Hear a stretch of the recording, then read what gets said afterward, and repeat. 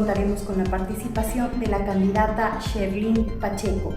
Su trayectoria política: abogada de los tribunales del Ecuador, máster en propiedad intelectual y derecho de nuevas tecnologías, mediadora acreditadora por la Universidad San Francisco de Quito, diplomado en liderazgo político, directora ejecutiva de la Fundación Lideresas en América, candidata a la Asamblea Nacional por la Izquierda Democrática. ¿Qué tal, amigos? ¿Cómo están? Bienvenidos. Nosotros ya estamos en esta oportunidad con una nueva candidata, un nuevo programa para todos ustedes y vamos a poder compartir ahora un perfil de una mujer joven, una candidata que quiere llegar a la Asamblea Nacional con experiencia también pese a su corta edad, porque ya fue asambleísta en ocasión del anterior gobierno, estuvo participando como asambleísta alterna, algunos proyectos a nivel de la provincia también, representando en la ciudad de Latacunga y algunas otras actividades, pero vamos a conocer el lado humano en esta oportunidad de Sherlyn Pacheco. Ella es candidata por la Izquierda Democrática, el Partido Naranja. Este partido tradicional fortalecido en los últimos años. Vamos a ver cómo terminamos en estas elecciones, pero es un perfil realmente para poderlo analizar y para que usted pueda saber por quién votar este 9 de febrero. Compartimos también con Sherlyn Pacheco. ¿Cómo está, Sherlyn? Bienvenida a un programa más de Decide tu Voto y este espacio que le hemos entregado para que la ciudadanía pueda estar informada, nutrida realmente y tener una elección coherente. Gracias, muchas gracias, Manuel. Qué gusto, en verdad, poder compartir este espacio con todas las personas que nos van a ver, que nos están viendo. Para mí es un orgullo poder representar a la juventud cotopaxiense y sobre todo gracias por este espacio porque me van a permitir expresar y que sepa la gente también quién es Sherlyn Pacheco por dentro. Bueno, y comencemos por ahí. Hablamos nosotros de la señorita todavía, sí, por sí, cierto, señorita Sherlyn Pacheco. Hablamos de quién es, cuéntanos un poquito. Si tienen que hacerte una pregunta, y una de las más difíciles que hay en el mundo es decir, ¿quién eres? Realmente te ves al espejo y te preguntas, ¿quién eres? ¿Quién es Sherlyn Pacheco? Definitivamente, yo soy una mujer que nació para servir. O sea, y dejándose de cosas, yo no quiero aquí que piensen que estoy siendo la diosa ni nada, pero yo en verdad, en un punto de mi vida, que claro, uno comete errores, aciertos, desaciertos, pero yo quería saber para qué vine a este mundo, o sea, qué es lo que tengo que hacer yo, y definitivamente para mí es el servicio social. Entonces yo digo siempre, yo vivo para servir, yo vivo en verdad para trabajar para las personas y soy una mujer demasiado comprometida con lo que yo me propongo. O sea, yo sé que soy una mujer muy apasionada con algo que a mí me digan como tenemos que hacer un proyecto, tenemos que hacer hasta lo más cortito, una reunión, lo que sea, doy el 100% de mí. Entonces, soy una persona, primero, transparente, justa, que en realidad yo lo que promuevo es un liderazgo, que traten de ver un ejemplo de una mujer que quiere cambiar la sociedad. Muchas veces he escuchado que dicen una golondrina no hace verano, ¿no? Pero claro, con que una persona empiece a cambiar y empiece a inyectar estas situaciones buenas a la ciudadanía, yo pienso que podemos hacer absolutamente. Nosotros siempre hablamos de querer cambiar, pero cuando nos dicen qué estás haciendo para cambiar, claro, ni siquiera nos damos cuenta que el cambio comienza por uno. Exacto. Así que el tema de una golondrina tal vez es cierto, no puede ser, pero de ahí vienen muchas más cosas todavía de trabajar internamente. Totalmente. Ahora, algunos en pantalla deben decir realmente, yo como que le conozco, en el colegio pasé con ella, le conocí, no me aceptó flores en febrero, algo pasó por ahí. ¿Quién es? ¿Dónde estudiaste desde chiquita? ¿Tú, la tacungueña? Claro, la tacungueña, yo crecí en San Sebastián, soy orgullosamente chairuca y me encanta eso porque es el barrio que me vio crecer, el barrio que tengo los mejores recuerdos de mi vida, de mi infancia, mis abuelitos, que son lo que más amo en mi vida y muchas veces no quiero hablar de ellos porque me pongo muy sentimental. Creo que ellos me formaron quién es ahora Sherlyn. En verdad me ayudaron mucho a crecer, por cuanto mis papás siempre estaban trabajando, pero entiendo, ¿no? Porque nuestros papás nos necesitan salir adelante. Y a la final mis abuelitos maternos fueron quienes me me impulsaron a ser lo que ahora soy, y gracias a ellos yo digo, le dedico a Dios y le dedico a mis abuelitos todo lo que yo estoy haciendo. Todas las acciones entonces. ¿Cómo era, cómo era ser Shairuco en ese entonces? ¿Salías del barrio, tenías amigos por allá? ¿Qué pasaba? Bueno, en verdad cuando yo estaba chiquita, mi abuelita tenía tal vez se acuerden, tenía mesas de billar ahí, ya. Mi abuelita. Entonces, ¿sabes jugar billar o no? Sí, pero sí. Por supuesto. Y tenía mi abuelita mesas de billar, entonces yo creo que desde ahí era yo bien amiguera, me encantaba conversar con los señores y señoritas que sabían estar ahí en la mesa de billar. No, que voy a hablar de política, yo solamente buscaba como que me hagan la conversa, y mi mamá siempre decía, es increíble porque mi hermana y mi hermano no son como yo, o sea, yo siempre buscaba el hecho de llegar así como conversar y querer ser amiguera, siempre me gustó socializar. Siempre me encantó socializar desde que yo era chiquita, era increíble, o sea, yo me acuerdo que solo pasaba conversando con las personas. Entonces desde ahí me acuerdo que mi abuelita le veía cómo trabajaba, entonces yo básicamente desde ahí sabía que hay que trabajar, y era bien chistoso porque yo tenía aquí unos 4 añitos, mi hermana tenía unos 9 años, y mi primer trabajo era yo limpiar la casa de mi abuelita. Ella me pagaba con mi tía para yo limpiar la casa, pero ahora digo que chévere porque me enseñaron que desde chiquitos tenemos que trabajar nosotros, es bueno. Entonces a la final tengo los mejores recuerdos en San Sebastián porque me llevaban, obviamente es el primer barrio más antiguo de aquí de Latacunga, Cabo Recalcar, y es uno de los barrios que son muy, en verdad, un catolicismo muy fuerte, ¿no? Bien marcado, la religión y situaciones así. Entonces eran las misas, me acuerdo cómo me llevaban a las misas en la noche, teníamos que estar ahí nosotros parados para después irnos a tomar. Tus abuelitos eran así, como que no se hace mucho en misa, cuidado usted, siempre en misa, entonces, ¿rígidos o no? A ver, te cuento que por un lado, mi abuelito materno, yo tengo mis recuerdos de él, solo tengo un recuerdo leve de él conmigo, él parado marcándome. Tengo muy leve el recuerdo porque después a mi abuelito le dio lamentablemente cáncer y quedó paralítico de sus piernitas, entonces ya la mayor parte de mi niñez él estaba en silla de ruedas. Entonces yo le cuidaba mucho a mi abuelito. Creo que yo, o sea, no es por nada, yo digo, creo que yo era la nieta favorita de mi abuelito porque le daba mucha ternura como era yo. Tus primos no te deben querer mucho por decir eso. Capaz, no importa, pero parece que yo creo que era la favorita. Yo soy el favorito. Yo era la favorita. Y mi abuelita era muy relajada, la verdad. Ella era con mucho amor, o sea, no sé, pero yo ahora le veo a mi mami con mis sobrinos es bastante estricta. Con mis sobrinos, o sea, pero yo me acuerdo de mi abuelita que solo era amor y más amor para mí, porque también yo no era maleducada, o sea, ¿para qué también? O sea, yo era tranquila, educada, hacía mis travesuras y cosas así. Yo a los 4 años ya entré a estudiar en el Sagrado Corazón de Jesús, y yo me acuerdo, y ayer les estaba contando a mis chicos que les decía, cuando era niña me decía, ¿qué quieres ser de grande? Y yo decía, yo quiero ser hermanita. Yo les decía eso porque a mí, yo veía como ellos, las hermanitas del Sagrado Corazón de Jesús, nos llevaban a nosotros, por ejemplo, a ayudar a las personas más necesitadas. La vocación de servicio es de pequeñitos.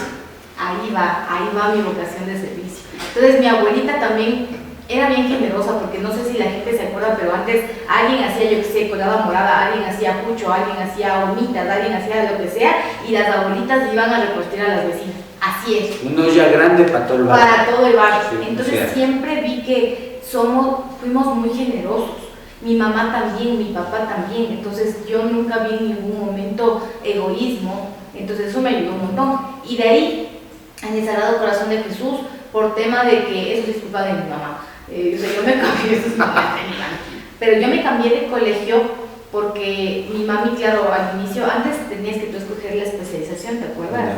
O sea, de cuarto curso, sí. Cuarto, quinto, sexto, y ahí ibas al bachillerato. Exacto, al bachillerato. Físico, matemático, químico. Exacto. Entonces mi mamita linda, como es contadora, y a mi hermana le hizo seguir, a mi hermana le hizo seguir polivalente, que eran ya ciencias, materias técnicas para esta situación de contabilidad. Entonces mi mamá en cuarto curso me hace, a mí también, me inscribe ya ella solita en polivalente. Ya desde ahí yo dije, mamita, yo soy rebelde, yo quiero seguir lo que quiero seguir. Y ahí es donde yo cuarto curso pasé mal, pasé mal. O sea, en polivalente. En polivalente. O sea, si fuiste al final. Sí, o sea, porque dijiste no quiero, año. sí fuiste. No, es que yo no sabía si quería o no quería. Mi mamá, ¿por qué me inscribió? O sea, para mí, como que bueno, pues ya nada. Entonces, en este caso, yo me acuerdo que no sabía hacer un libro diario, no sabía contabilidad, no sabía absolutamente nada de esas cosas. Y me acuerdo que mi amiga que se llama Stephanie Zed, se llamaba pues Stephanie Zed, que lamentablemente falleció, ella me daba haciendo los deberes. ¿Te daba haciendo? No, ella me daba haciendo. Era muy linda. Yo decía, no puedo, me decía, ya tranquila, yo te voy haciendo. En verdad, pero a cambio que había golosinas. Era una hermosa. Un cafecito, pasar en la casa. Nada que ver, solamente decía, nos decíamos gor. Yo gor no puedo. Sí, entonces. ¿Gor, pero por el diminutivo de gorda o por el gor? Por el gorda. Por gorda. En vez de gorda nos decíamos gor, por favor, ella me ayudó. Entonces, después de eso, como ya le dije a mi mamá, mami, yo no quiero esto, fuimos al CERIT, ahora se llama Unidad Educativa CERIT, y ahí es donde yo me graduó quinto y sexto como química bióloga. Yeah. Básicamente yo creo que elijo esa carrera porque como mi papá es agrónomo, siempre le vi a mi papá en el campo. Y siempre le vi, obviamente, también hacía distribuidor de productos agroquímicos. Entonces mi papá me sabía dejar a mí ahí en el local y yo vendía lo que mi papá sabía vender. Digo, ¿cuántas plantitas había matado, Dios mío? Pero perdónenme, por favor. Pero yo estaba aprendiendo y mi papá sabía dejarme porque yo, o sea, siempre fui yo como para el papá lo importante era que venda, para el campesino no sabemos qué problema le causó. Es que probablemente mi papá decía, ahorita no va a venir clientes, me voy a hacer alguna cosa, pero creo que tengo buena espalda. Y llegaba la gente, yo hasta abono vendía. Yo decía, mi papá decía, a ver, el abono 10, 30 días, perfecto, el abono 10, 30 días, coge 10, y le vendía a mi papá, o sea, yo le vendí, daba vendiendo sus productos. Desde ahí era emprendedora. pero después de eso, como fui química bióloga, me gradué en ese y pasan, me gradué a los 16 años, Javi, o sea, estaba bien, todavía no sabía qué hacer de mi vida. O sea, 16 años, ¿quién sale? O sea, ya yo no sabía. Entraste jovencita a los 4 años. A los 4 años, me quedé en la un añito antes de lo que se debía, incluso un poquito antes. Exacto, entonces mi mamá dijo, esperemos a que crezcas un poco para saber a dónde te mandamos. Un año de vaca. Un año de vaca. Y ahí fui mis reinados. Ahí fueron los reinados. Okay. O sea, claro, y tuve esta situación de la participación en los reinados aquí en Atacunga. Fui reina de la Brigada Patria. Yo les quiero con todo mi corazón hasta ahora los de la Brigada Patria, al ejército en sí ecuatoriano, le quiero mucho porque la verdad ellos han sido quienes me han ayudado a hacer, por ejemplo, esta parte de servicio social. Por ejemplo, cuando yo me tengo que ir a lugares aquí de la parte rural donde no hay camino, lamentablemente, yo no puedo llegar en carro bajo, no se puede, es imposible, ni en carro ni en camioneta. Entonces traen los camiones y hasta yo les he hecho disfrazar a los militares de Papá Noel, o sea, ellos son increíblemente lo mejor del mundo. En ese todo sentido, eso por haber sido reina de la claro, reina de la Brigada Patria. Justo yo fui reina cuando estaba de general Castro, me acuerdo que, y no pude lanzarme de paracaídas porque mi mamá no me dio permiso para irme a esa línea. O sea, yo no pude ir allá, por eso me decían, te falta ser reina porque no tienes tu salto, me decían, no tienes tu salto. Y yo me acuerdo que el general quería que me haga militar. Él me decía, hazte militar.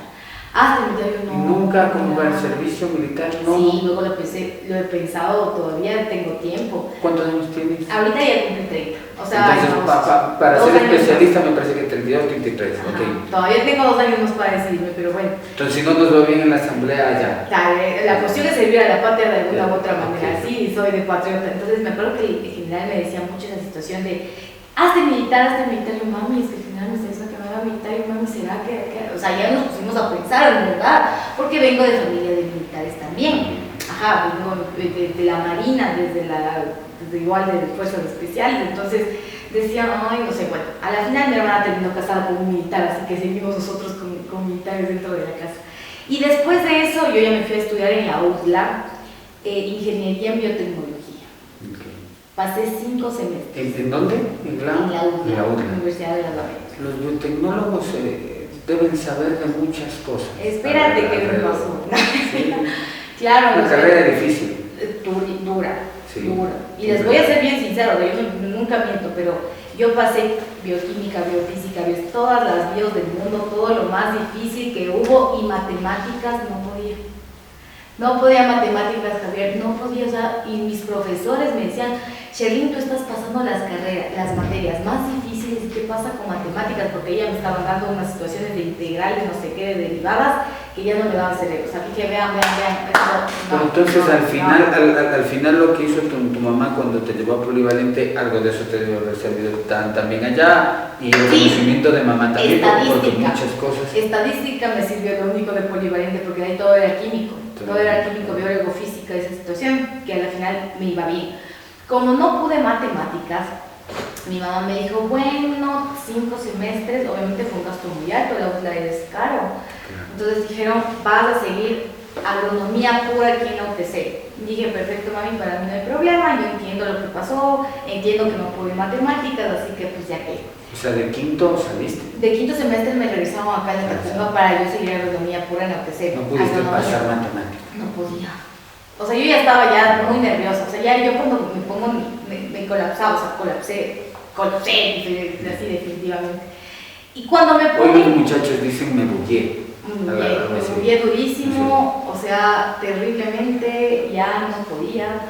Pero cuando yo regreso acá, me atraso de las matrículas de lo que sé. Me atrasé. Y eso fue primero el destino, porque tenía yo otro camino en mi vida, y como a mí no me gusta no hacer nada, le dije a mi mamá, mami, yo necesito hacer algo por lo menos hasta que se venga el otro semestre, porque no me gusta estar haciendo nada, pues. Claro. Entonces yo me fui a trabajar, mi mamá me consiguió un trabajo, es que voy a mentir, mi mamá me consiguió el trabajo. Y me consigue el trabajo donde el doctor Milton Mora, fue uno de los mejores penalistas de aquí, de Cotopaxi. Fue, ya no. No, sigue siendo, o sea, sigue trabajando, ¿no? Pero no, doctor, mentira, aquí sigue nuestro querido doctor Mora. Entonces, yo me fui a trabajar como su asistente jurídica. Y es increíble porque fue una situación, o sea, me encantaría que eso pase a todas las personas, pero fue una situación que yo lo vi tan normal para mí, tan fácil para mí la abogacía. Y el doctor me dice, sigue derecho. Y yo digo, no, doctor, ya estoy en quinto semestre. O sea, mis papás me van a enseñar si es que se me ocurre cambiarme de especialidad. Ajá, dije, no, o sea, yo termino de trabajar, regreso a agronomía y bla, bla, bla. O sea, para entenderlo, venías de la ULA y tenías chance de equiparar materias. Claro, y no bajar completo, claro, sino sino quedarme. O sea, por ejemplo, entraba con un arrastre de materias, obviamente, por lo claro, que hacía rivalidad las materias. Pero no sé, mi mamá, cabe recalcar que mi mamá fue contadora en la entonces Corte Judicial de Justicia, claro, sí, hace tiempo atrás, mi mamá fue de ahí contadora. Entonces, mi niñez, yo crecí en la judicatura, yo crecí ahí. Corte Superior de Justicia. Corte Superior de Justicia. Gracias. No era función judicial. Gracias como al mensaje. Sí. Entonces, yo crecí ahí. Yo luego te voy a contar otra anécdota que me pasó. Pero yo crecí básicamente ahí cuando el doctor me decía, ándate a dejar escritos, vayas a dejar esto, vayas a dejar... Para mí era tan familiar y me sentía tan bien ahí. ¿Sabías dónde estaba todo? Porque tu mamá pertenecía a eso. Mi mamá pertenecía ahí, entonces toda la gente que estaba ahí era compañera de mi mamá y cosas así. Entonces, la situación fue que el doctor me dijo a mí que yo siga la carrera de Derecho. Y yo le dije, doctor, no. Y me dijo, pero tú págate la carrera. O sea, tú ya trabajas para pagar tu carrera. Entonces dije, a ver, ¿cuánto me va a pagar? ¿Cuánto me va a pagar usted para ver si me alcanza para yo pagarme el semestre? Y literalmente el doctor Mora fue quien me ayudó. O sea, obviamente yo trabajaba y él fue quien me impulsó a yo seguir Derecho. Y así fue. ¿Y la otra carrera ya no? No, mi mami ahora no sé qué, hace unos 3 meses me dijo, mija, dices que vuelves a seguir una carrera. No, ya, perdóname, pero ya estoy más en Derecho que nadie en el mundo. Y ahí es cuando yo empiezo a seguir Derecho. Sin embargo, otro título no cae mal, si es que tienes oportunidad. La verdad es que quinto, yo quiero ciencias políticas. Y es año y medio. Yo ya pensé en ciencias políticas. Una especialidad igual año y medio, 2 años. Claro. Está por ahí. Pero ahí cuando yo fui abogada, o cuando yo empecé a estudiar esto de la abogacía, era increíble cómo se me hacía tan fácil todo. No sé si era porque yo ya trabajaba en esto de derecho, pero ahí sí les voy a ser muy sincera, el doctor nunca me dio haciendo un deber, nunca me dio haciendo, decía, doctor, ¿cómo se hace esto? A ver, traiga el código, traiga la gaceta, traiga no sé qué, ya, hasta. Entonces era muy bonito porque mis profesores me ponían mensajes de que excelente lógica jurídica, porque en verdad sí tenía buena lógica jurídica y no lo sabía, ¿no? Yo nunca supe ni por aquí, yo decía quiero ser cantante, quiero ser veterinaria, quiero ser lo que sea, pero nunca se me ocurrió ser abogado. Tuviste la orientación vocacional que a todos nos hacen falta en momentos, o sea, experimentar lo que puedes hacer y claro. En ese proceso es donde puedes realmente llegar a descubrir tus potencialidades y ahí te cayó la oportunidad. Ahí fue. Yo quiero, por el tiempo, porque ha sido muy amena la conversa y se nos va la primera parte, quiero que me comentes algunas de las cosas que te motivan a estar hoy involucrada en política. Te pido que traigas algunas cosas personales, por ahí algunas fotitos, hay un libro de recuerdos porque perteneciste a un grupo también de servicio acá en la ciudad. Y una chompita, veo por allá un sobre incluso de cómo iniciaste un negocio, que yo no sabía que era tuyo en un momento. Yo entré, pedí algo y estaba atendiendo a Sherlyn. Yo misma les atiendo, yo decía, yo aquí soy la asambleísta, la abogada, la que atiende mi negocio, todo. Entonces bueno, ahí estuvo algo chévere. Cuéntame un poco de estos recuerdos. Verás, primero empecemos como por el recuerdo claro que esto es cuando fui embajadora social, o sea, es como cuando eliminaron... Un proyecto de la anterior administración de la Tacunga, ¿no? Aquí eliminaron el reinado de la Tacunga y sacaron a los embajadores sociales. ¿Se sigue o no se sigue? Ya no, ya no creo. ¿Y tampoco los reinados? Tampoco, pero bueno, en realidad... ¿Qué se hace? Ya nada, o sea, ya no sé qué querrán hacer, pero creo que querían regresar a los reinados, pero para mí la mujer puede elegir en realidad conscientemente, nadie puede faltar las libertades de nadie, lo que he dicho. O sea, para pasar ahí, ¿tú estarías en contra o a favor? Yo no. ¿De las elecciones? Yo, para de la elección reinas, de reina.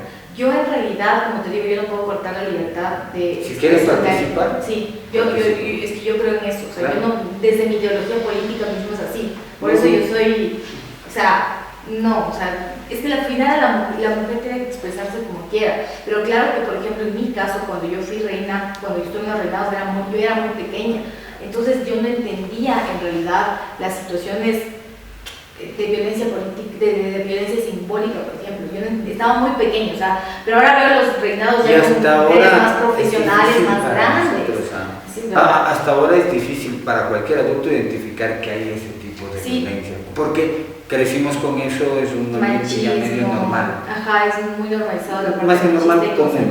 Ajá. Entonces, cuando fue esto de los embajadores... ¿Cómo te fue?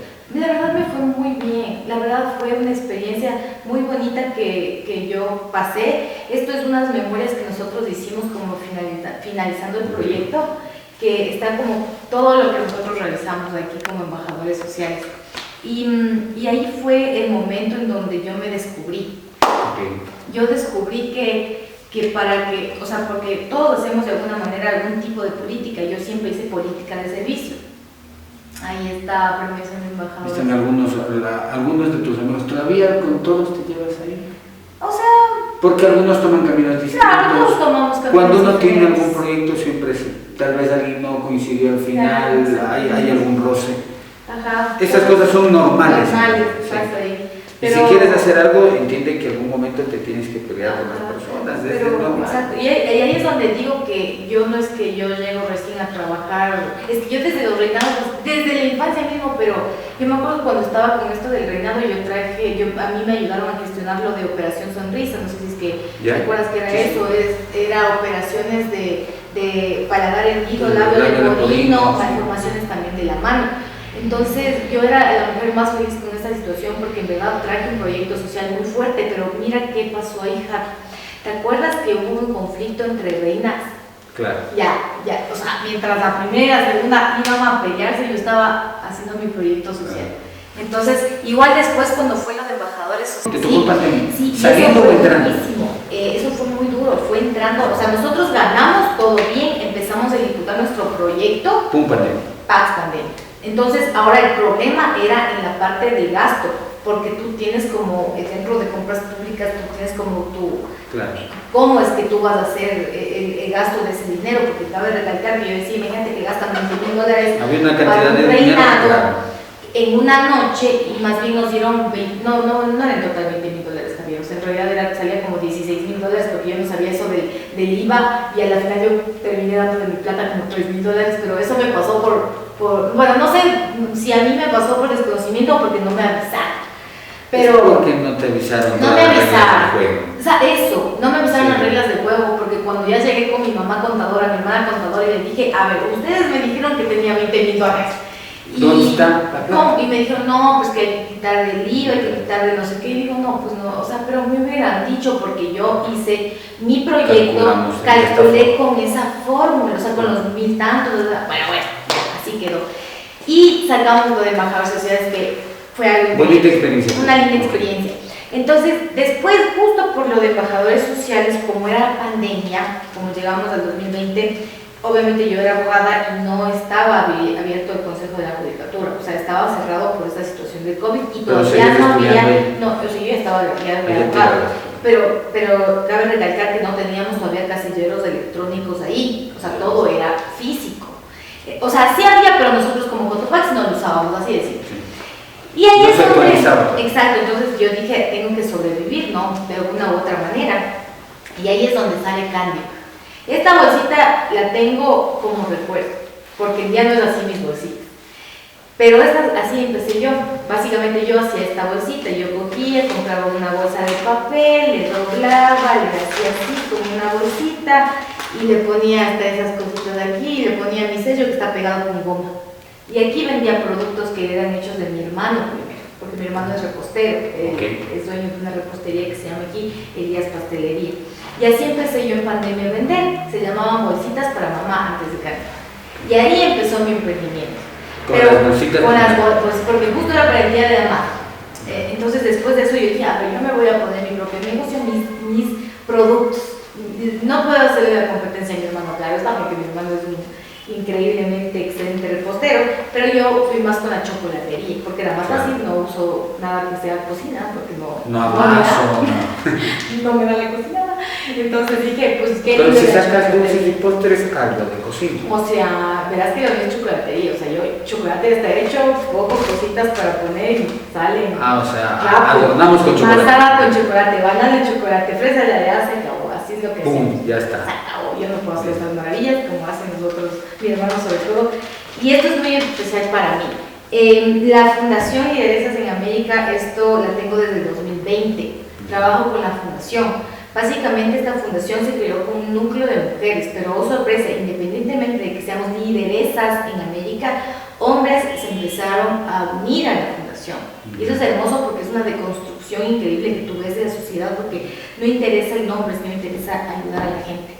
Y yo he recorrido Cotopaxi con mi fundación. ¿De dónde nació Lideresas? ¿De tu parte en asamblea, de tu parte en embajadores, por ahí? Yo creo que de la parte de embajadores sociales, porque dije, qué chévere tener un grupo que... Porque ¿Ahí los conociste? Claro, o sea, no, pues, pero Lideresa salió con otras personas aparte. Pero yo decía como que qué chévere tener un grupo que podamos trabajar. O sea, qué bonito, ¿no? Como embajadores, me gustó esa idea. Claro que aquí se necesita presupuesto, pero ha sido muy difícil. Hasta para la chopa. Hasta para la chopa, porque en realidad nosotros eso hicimos autogestión, hasta ahora ha sido autogestión. Entonces, esto es otra de las cosas que, esto es lo mejor que me pudo haber pasado en la vida. Mi fundación es lo que más amo en todo el mundo, porque he ayudado a tantas personas y esas personas me han ayudado a crecer. Entonces, cada uno. Y por otro lado, está mi familia. Verán, aquí no tengo fotos de mi perrita y mi gatita porque yo son mi adoración, les indicaba mi teléfono, pero bueno, está lleno de fotos. Pero aquí está mi mamita, no tengo una foto con mi papá, lamentablemente, porque no nos sacaron fotos. Y aquí está mi sobrino. Mi sobrino es como, no sé, o sea, es increíble. Y aquí estás, perdón, aquí estás con otro color de cabello. Sí, estoy como muy oscuro. O sea, si es que ustedes no decían no, pero hay ninguna media suquita, ¿no? Y extraño mi color. Castañita, ¿no? Yo soy, no, ella acá está ya mi color, yo extraño mi color. Yo pero por eso, negro no castaño. No, yo soy como un castaño claro, más o menos. Aquí se me ve bien oscuro. Yo sí extraño mi color, mi natural, pero bueno. Tengo una funda más tuya, una funda de tela. ¿De qué se trata? Esta de aquí, esto es lo que yo he trabajado durísimo, que es toda la parte de observadora internacional.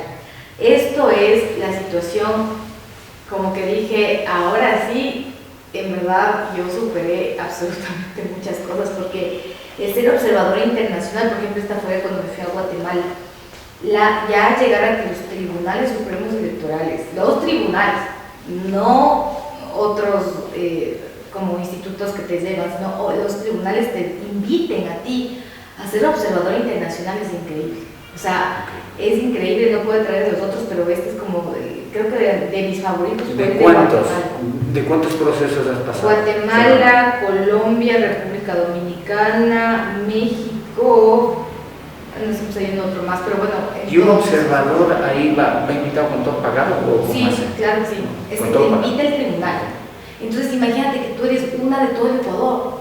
Entonces, hablamos que camino en política, ya vimos desde la parte humana cómo fue el progreso hasta la parte política acá.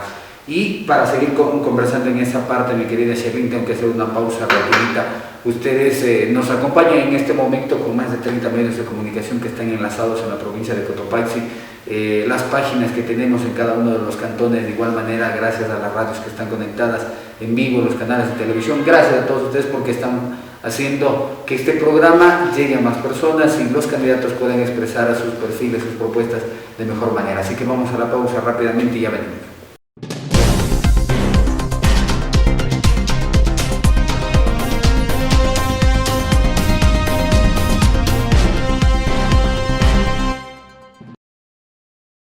En la Cooperativa Andina seguimos innovando para ti. Ahora puedes pagar tu permiso de funcionamiento del Cuerpo de Bomberos de La Tacunga de manera ágil y segura. Hazlo desde nuestras agencias o en nuestra página web con solo tu número de RUC y muy pronto desde nuestra app móvil, más fácil y rápido. Descubre más en www.cobandina.fin.es. Cooperativa Andina, innovamos para servirte mejor.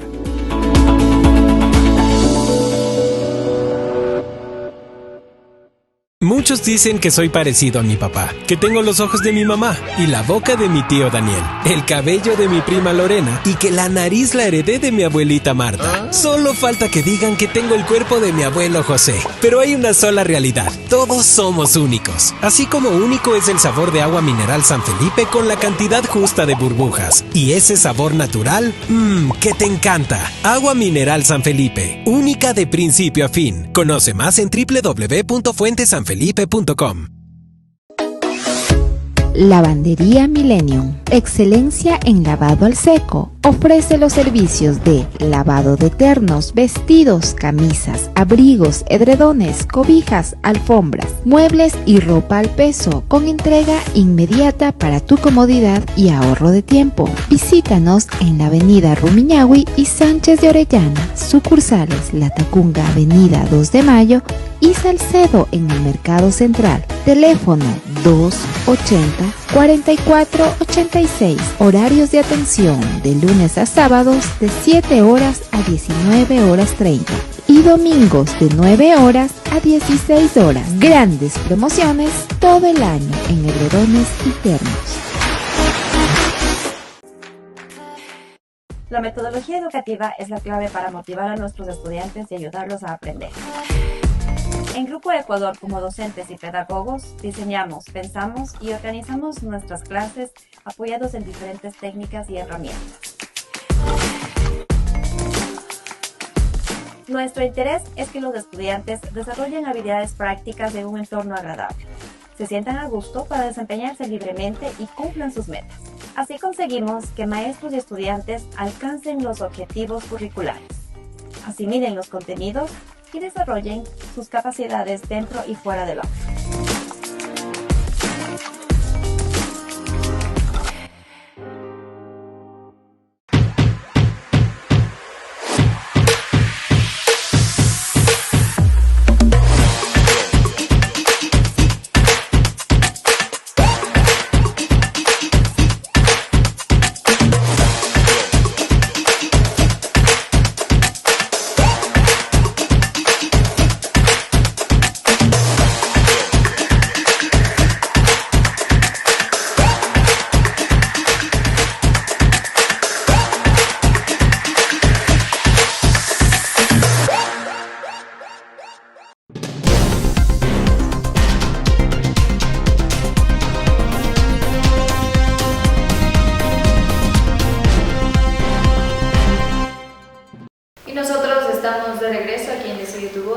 espacio anterior conocimos más en el ámbito personal a Sherlyn Pacheco, quien es candidata por Izquierda Democrática, así que en este espacio ahondaremos más ya en el tema político, Javi. Día lunes para iniciar la semana y que ustedes sepan también cómo vamos a participar en cada uno de estos espacios con diferentes actores, y nuestra candidata en esta oportunidad ya nos hablará de su perfil político. Algo iniciamos en el anterior segmento y ahora sí saber propuestas, cómo se llega a participar en la Izquierda Democrática, cómo llegas al Partido Naranja, mi querida Sherlyn, al momento. Una de las preguntas más anheladas que quiere la ciudadanía, uno de los espacios que más quisieran saber es cómo llegas a ser candidato, qué hay que hacer. Muchas personas han dicho por ahí que hay que pagar un cupo, que tienes que ser padrino del dueño del partido o hacer tu propio partido. ¿Qué tenemos que hacer? Pero antes de eso, ¿cómo también surgió este acercamiento a la política para Sherlyn Pacheco? Claro, bueno, yo en realidad no soy política de cuna, para nada. No es que yo crecí como algunos otros de mis compañeros que desde que eran jóvenes, o sea, niños, los papás hablaban de política y cosas así, no, para nada. En realidad lo primero que se hablaba en mi casa era de política. Pero a raíz de que cuando tenía 25 años, yo pienso que sí, me empezó a interesar esta situación, cuando después de embajadora social, habían situaciones que algunos partidos políticos me empezaron a mirar. Yo ni sabía de las elecciones. Entonces yo dije, bueno, yo conversé y dije, vaya esta situación política, ¿qué será? Y me permití primero revisar qué es de los partidos que me invitaron, cuál es la ideología, qué es ese partido, qué hacen, cómo es que, de dónde nace el partido y cosas así. Entonces primero lo que hice, y en verdad de una manera bastante informal, y digamos que yo como no nada profesional, yo dije, bueno, voy a hacer un test de Google, literalmente, de perfil para saber cuál era mi ideología política, porque primero lo que empecé a revisar es qué es una ideología política, porque te hablaba mucho de esa situación.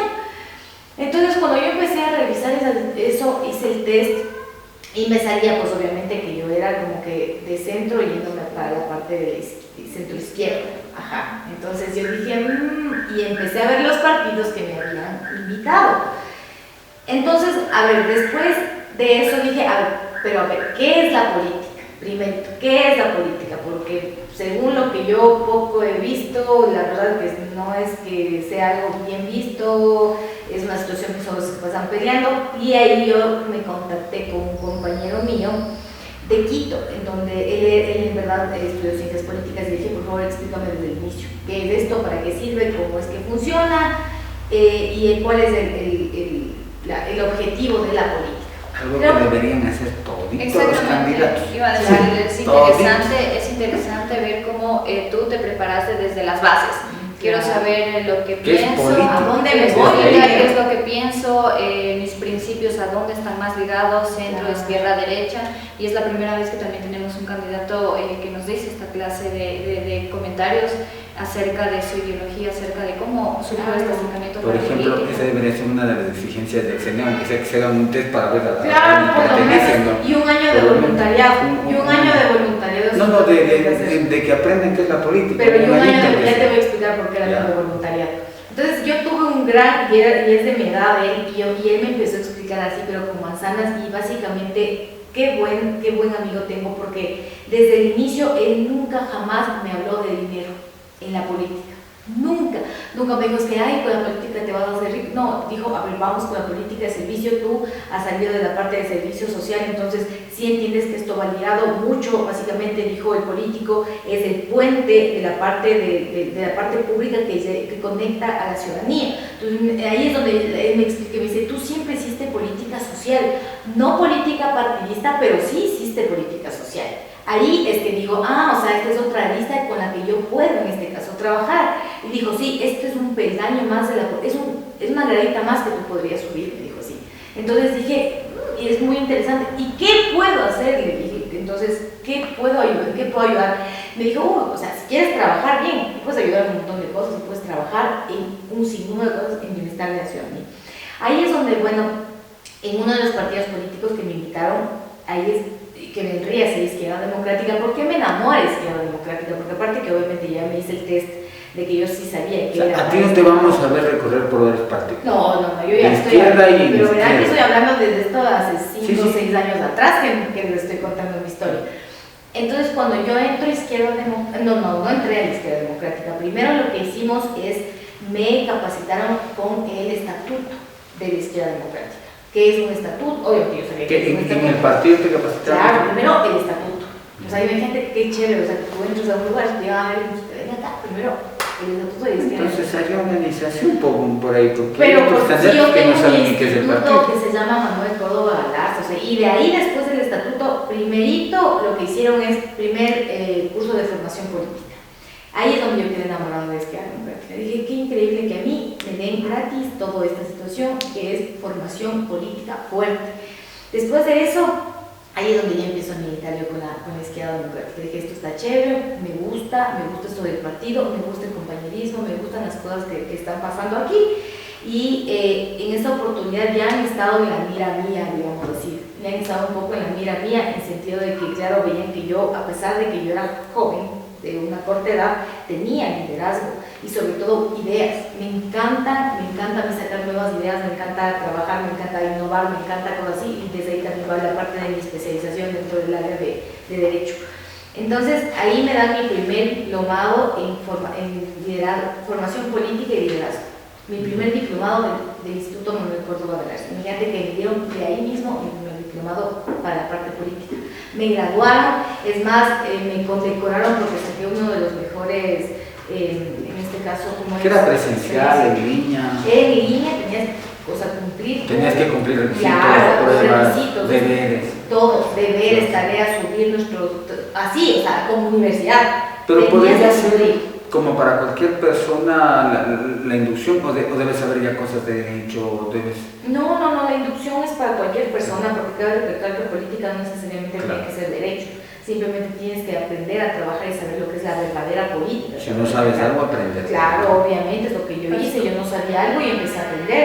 Entonces ahí es donde yo dije, a ver, ¿cuál es el líder máximo supremo? Voy a revisar historia, vamos, Raúl, Manuel Córdoba, ya empecé ahí, y ahí es donde mami le digo, ¿quién es Rodrigo Borja? Ay, no, mi mami dijo, fue uno de los mejores presidentes que tuvo el Ecuador. Y les empiezo a sacar lo político a mis papás.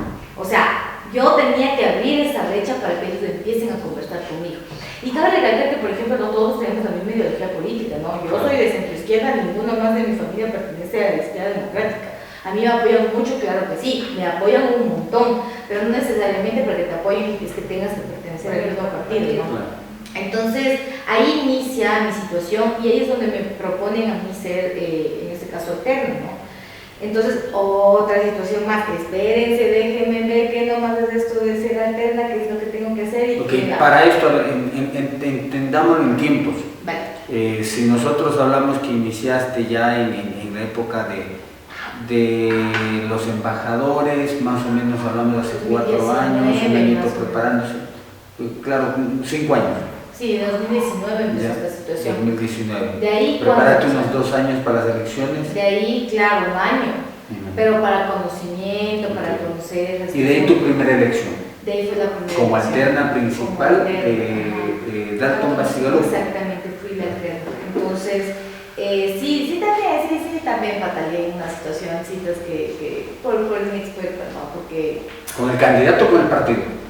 O con porque el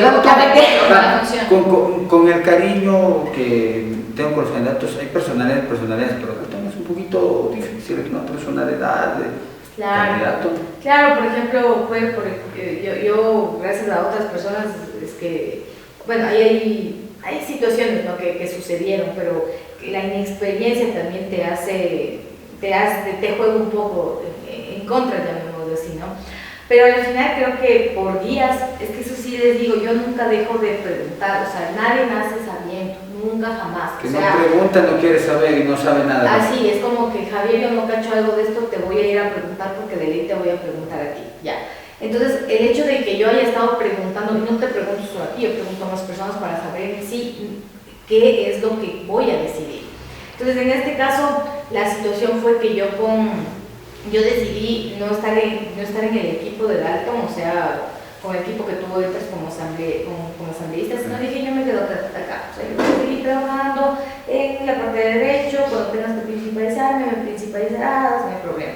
Fue la mejor decisión que puedo haber tomado yo en este caso, apartarme del equipo en este caso de Massiva Lupo, porque cuando ya en este caso me tocó las principalizaciones, y ahí es donde aprendí más. O sea, aparte de que yo tenía capacitaciones, porque ¿qué pasa?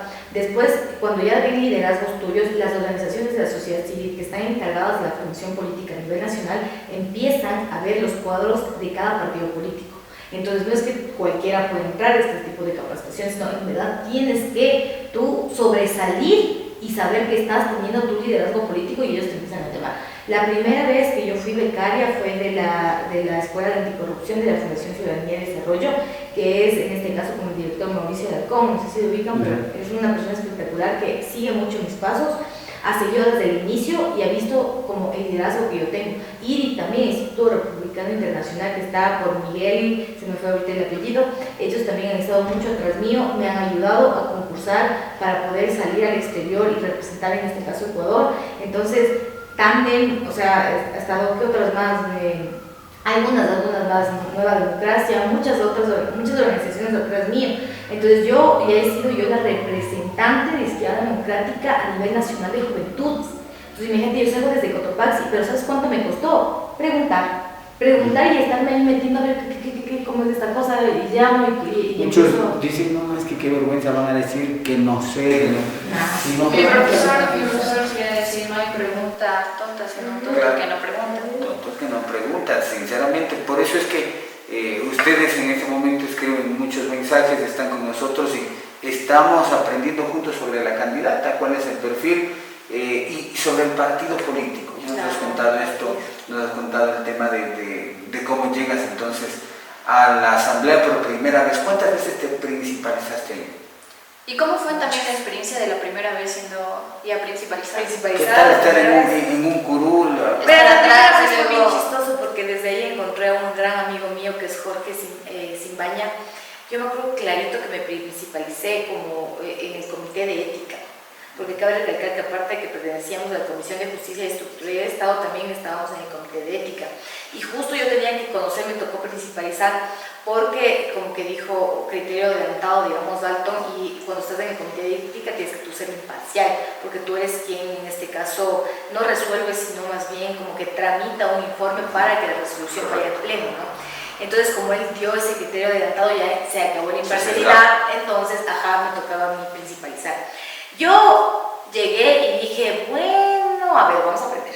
Llegué, me acuerdo que no sabía ni prender el micrófono y dije, a ver, obviamente con anterioridad me dieron a mí lo que tenía que yo estudiar, o sea, porque lo bueno es que como soy abogada, básicamente eso era ser como una juez, básicamente. Es como defender el juicio. Exactamente, era como defender el juicio. Dije, a ver, pásame por favor, necesito esto, me dieron los informes, cómo hay que hacer esto, cuál es la posición tuya, cuál es la posición tuya, vamos a ver cuál es la posición Izquierda Democrática, y ahí empecé. Entonces también se me hizo fácil porque al final estaba yo aprendiendo eso. Entonces tuve muchas personas que me ayudaron un montón, no solamente del partido, Javier, y eso es cuando tú quieres hacer política, tú tienes que llevarte con absolutamente todas las personas. La política es eso. La política es eso. No es peleado, me llamas. Claro, o sea, pero nada de temas de corrupción, sino que te digo, hasta para que a uno le pase un informe que tal vez tu equipo no tienes, como que, oigan chicos, me pueden pasar, ya, toma, el asesor, yo que sé, del asambleísta tal, que no es de tu partido, pero igual se caen bien, él te va a ayudar, así es la situación. Entonces, ahí es donde yo empecé a principalizarme. La verdad es que no puedo mentir, me dieron apertura mucho, pero cabe recalcar que cuando tú eres alterna tienes que dar cumplimiento a la agenda de tu principal. Entonces, sí fui yo también quien propuso algunas cosas de reformas en ciertas leyes, sobre todo yo estaba atrás de la ley de gestión ¿cómo es? Se me fue el nombre ahorita. Bueno, se me fue, pero era justo en la parte del problema que teníamos con gestión de riesgos. Ya. Entonces, yo estaba atrás de esa ley. Ahí me ayudó, por ejemplo, la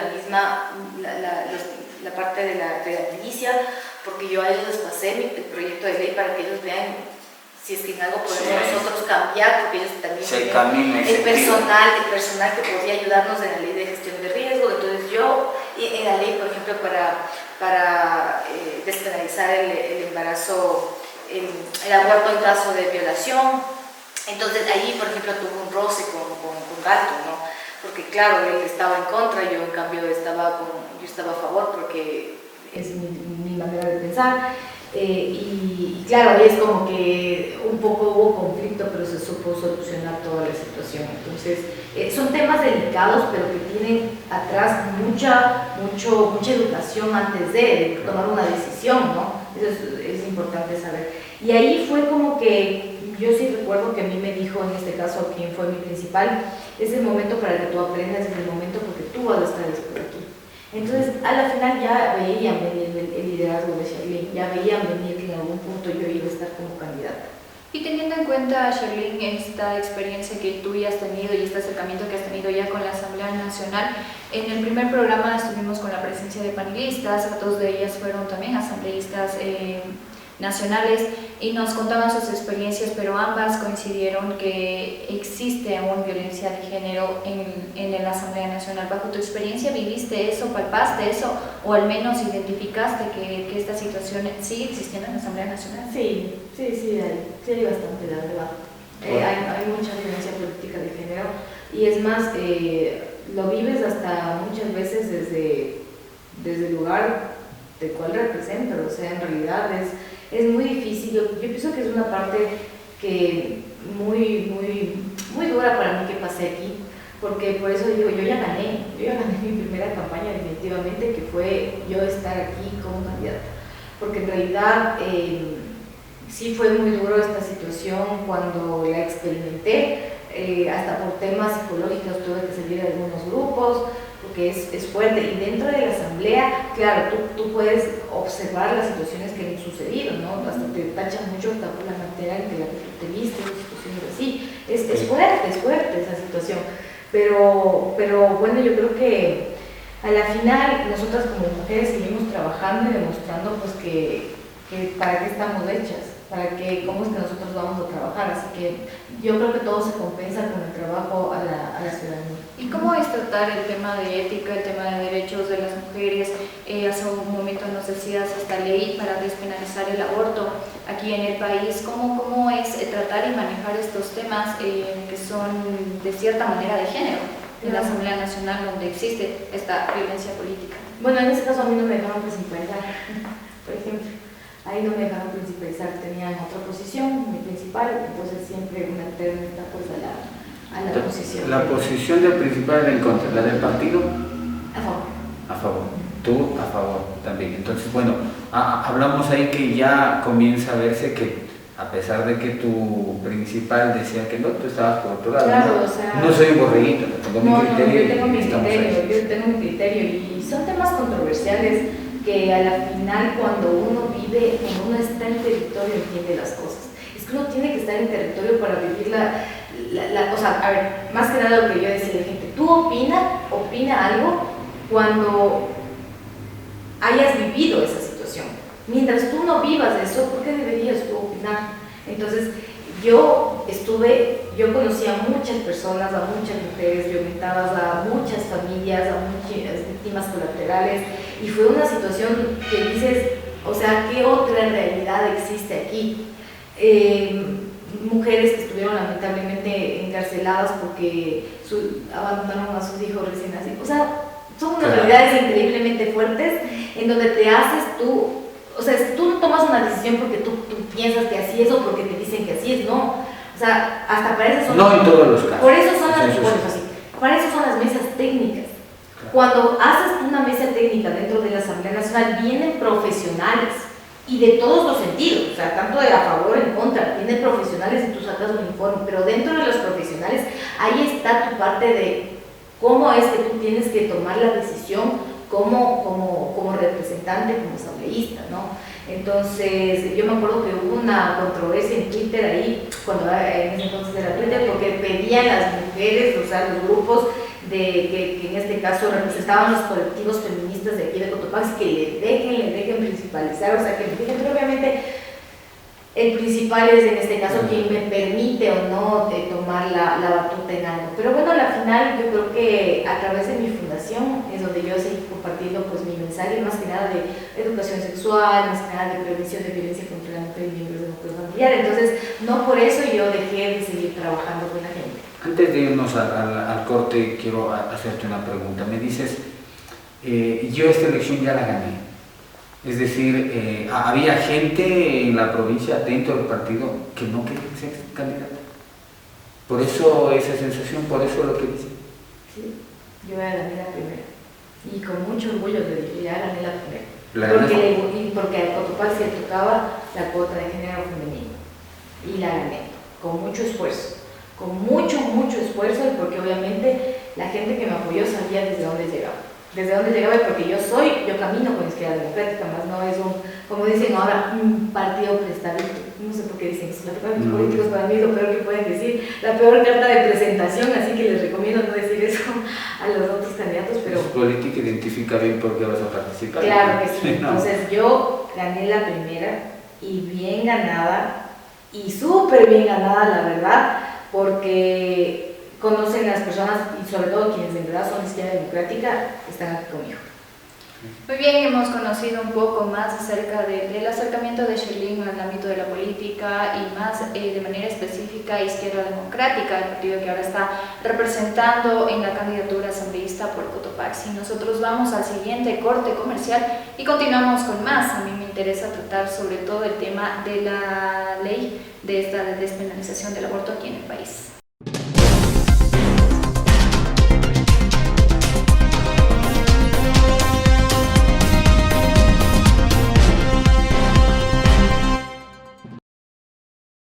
En la Cooperativa Andina seguimos innovando para ti. Ahora puedes pagar tu permiso de funcionamiento del Cuerpo de Bomberos de la Tacunga de manera ágil y segura. Hazlo desde nuestras agencias o en nuestra página web con solo tu número de RUC y muy pronto desde nuestra app móvil, más fácil y rápido. Descubre más en www.cobandina.fin.es. Cooperativa Andina, innovamos para servirte mejor.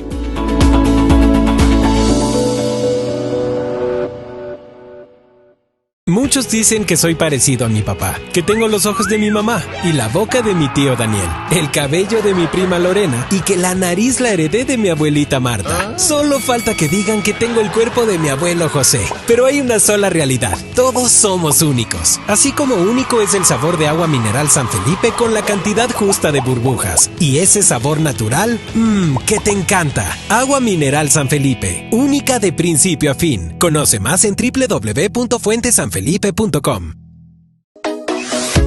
Lavandería Millennium, excelencia en lavado al seco. Ofrece los servicios de lavado de ternos, vestidos, camisas, abrigos, edredones, cobijas, alfombras, muebles y ropa al peso, con entrega inmediata para tu comodidad y ahorro de tiempo. Visítanos en la avenida Rumiñahui y Sánchez de Orellana, sucursales La Tacunga, avenida 2 de Mayo y Salcedo en el Mercado Central. Teléfono 280-4486. Horarios de atención de lunes a sábados de 7 horas a 19 horas 30 y domingos de 9 horas a 16 horas. Grandes promociones todo el año en edredones y termos.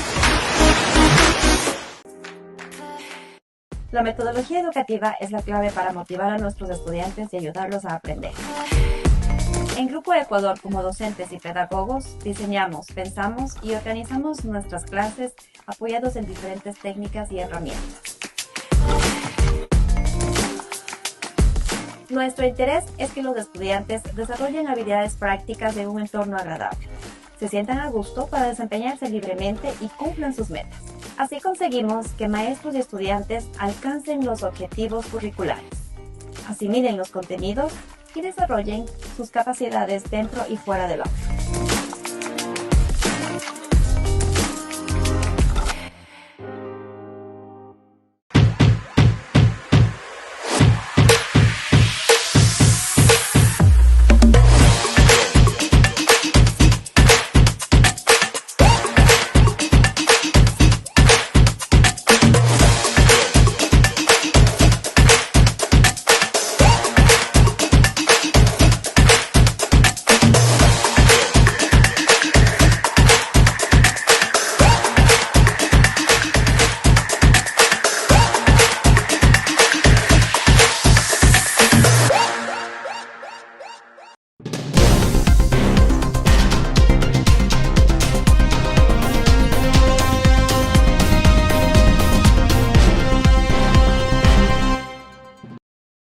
Continuamos, gracias por acompañarnos en esta cadena provincial, conociendo a los candidatos en Decide tu Voto, y en esta oportunidad estamos conversando con la representante, la candidata de la Izquierda Democrática. Se trata de Sherlyn Pacheco. Hemos conversado su perfil político, el perfil humano, y lógicamente ahora vamos a hablar de sus propuestas, cómo llegamos a la asamblea y de estar en un curul defendiendo no solo a Cotopaxi sino al país. ¿Qué leyes son las que propone? ¿Qué es lo que podemos hacer desde la Asamblea Nacional por el bienestar de todos los ecuatorianos? Así que, mi querida Sherlyn, de aquí, ¿cuál es el plan de trabajo? Quisiera iniciar con lo que cerramos en el anterior bloque, que es la ley de penalización del aborto. ¿Qué pasa acá? Nos habías dicho tu posición es a favor, pero sería bueno, claro, en el 2022, pero ¿cuál sería? Si iniciamos por ese rumbo, por allá, hablamos ya del tema de salud, ¿qué tipo de reformas podrían hablar o entrar dentro de todo este proceso? Bueno, permíteme primero mencionarte la metodología que se tiene que trabajar. Okay. ¿Por qué motivo? Porque yo pienso que hasta ahora ningún candidato he escuchado que habla primero de cómo va a ser la metodología de trabajo. Solo dicen, nosotros vamos a hacer ahí esto, perfecto, pero ¿quién sabe más? ¿Un asesor o el pueblo? ¿El asesor?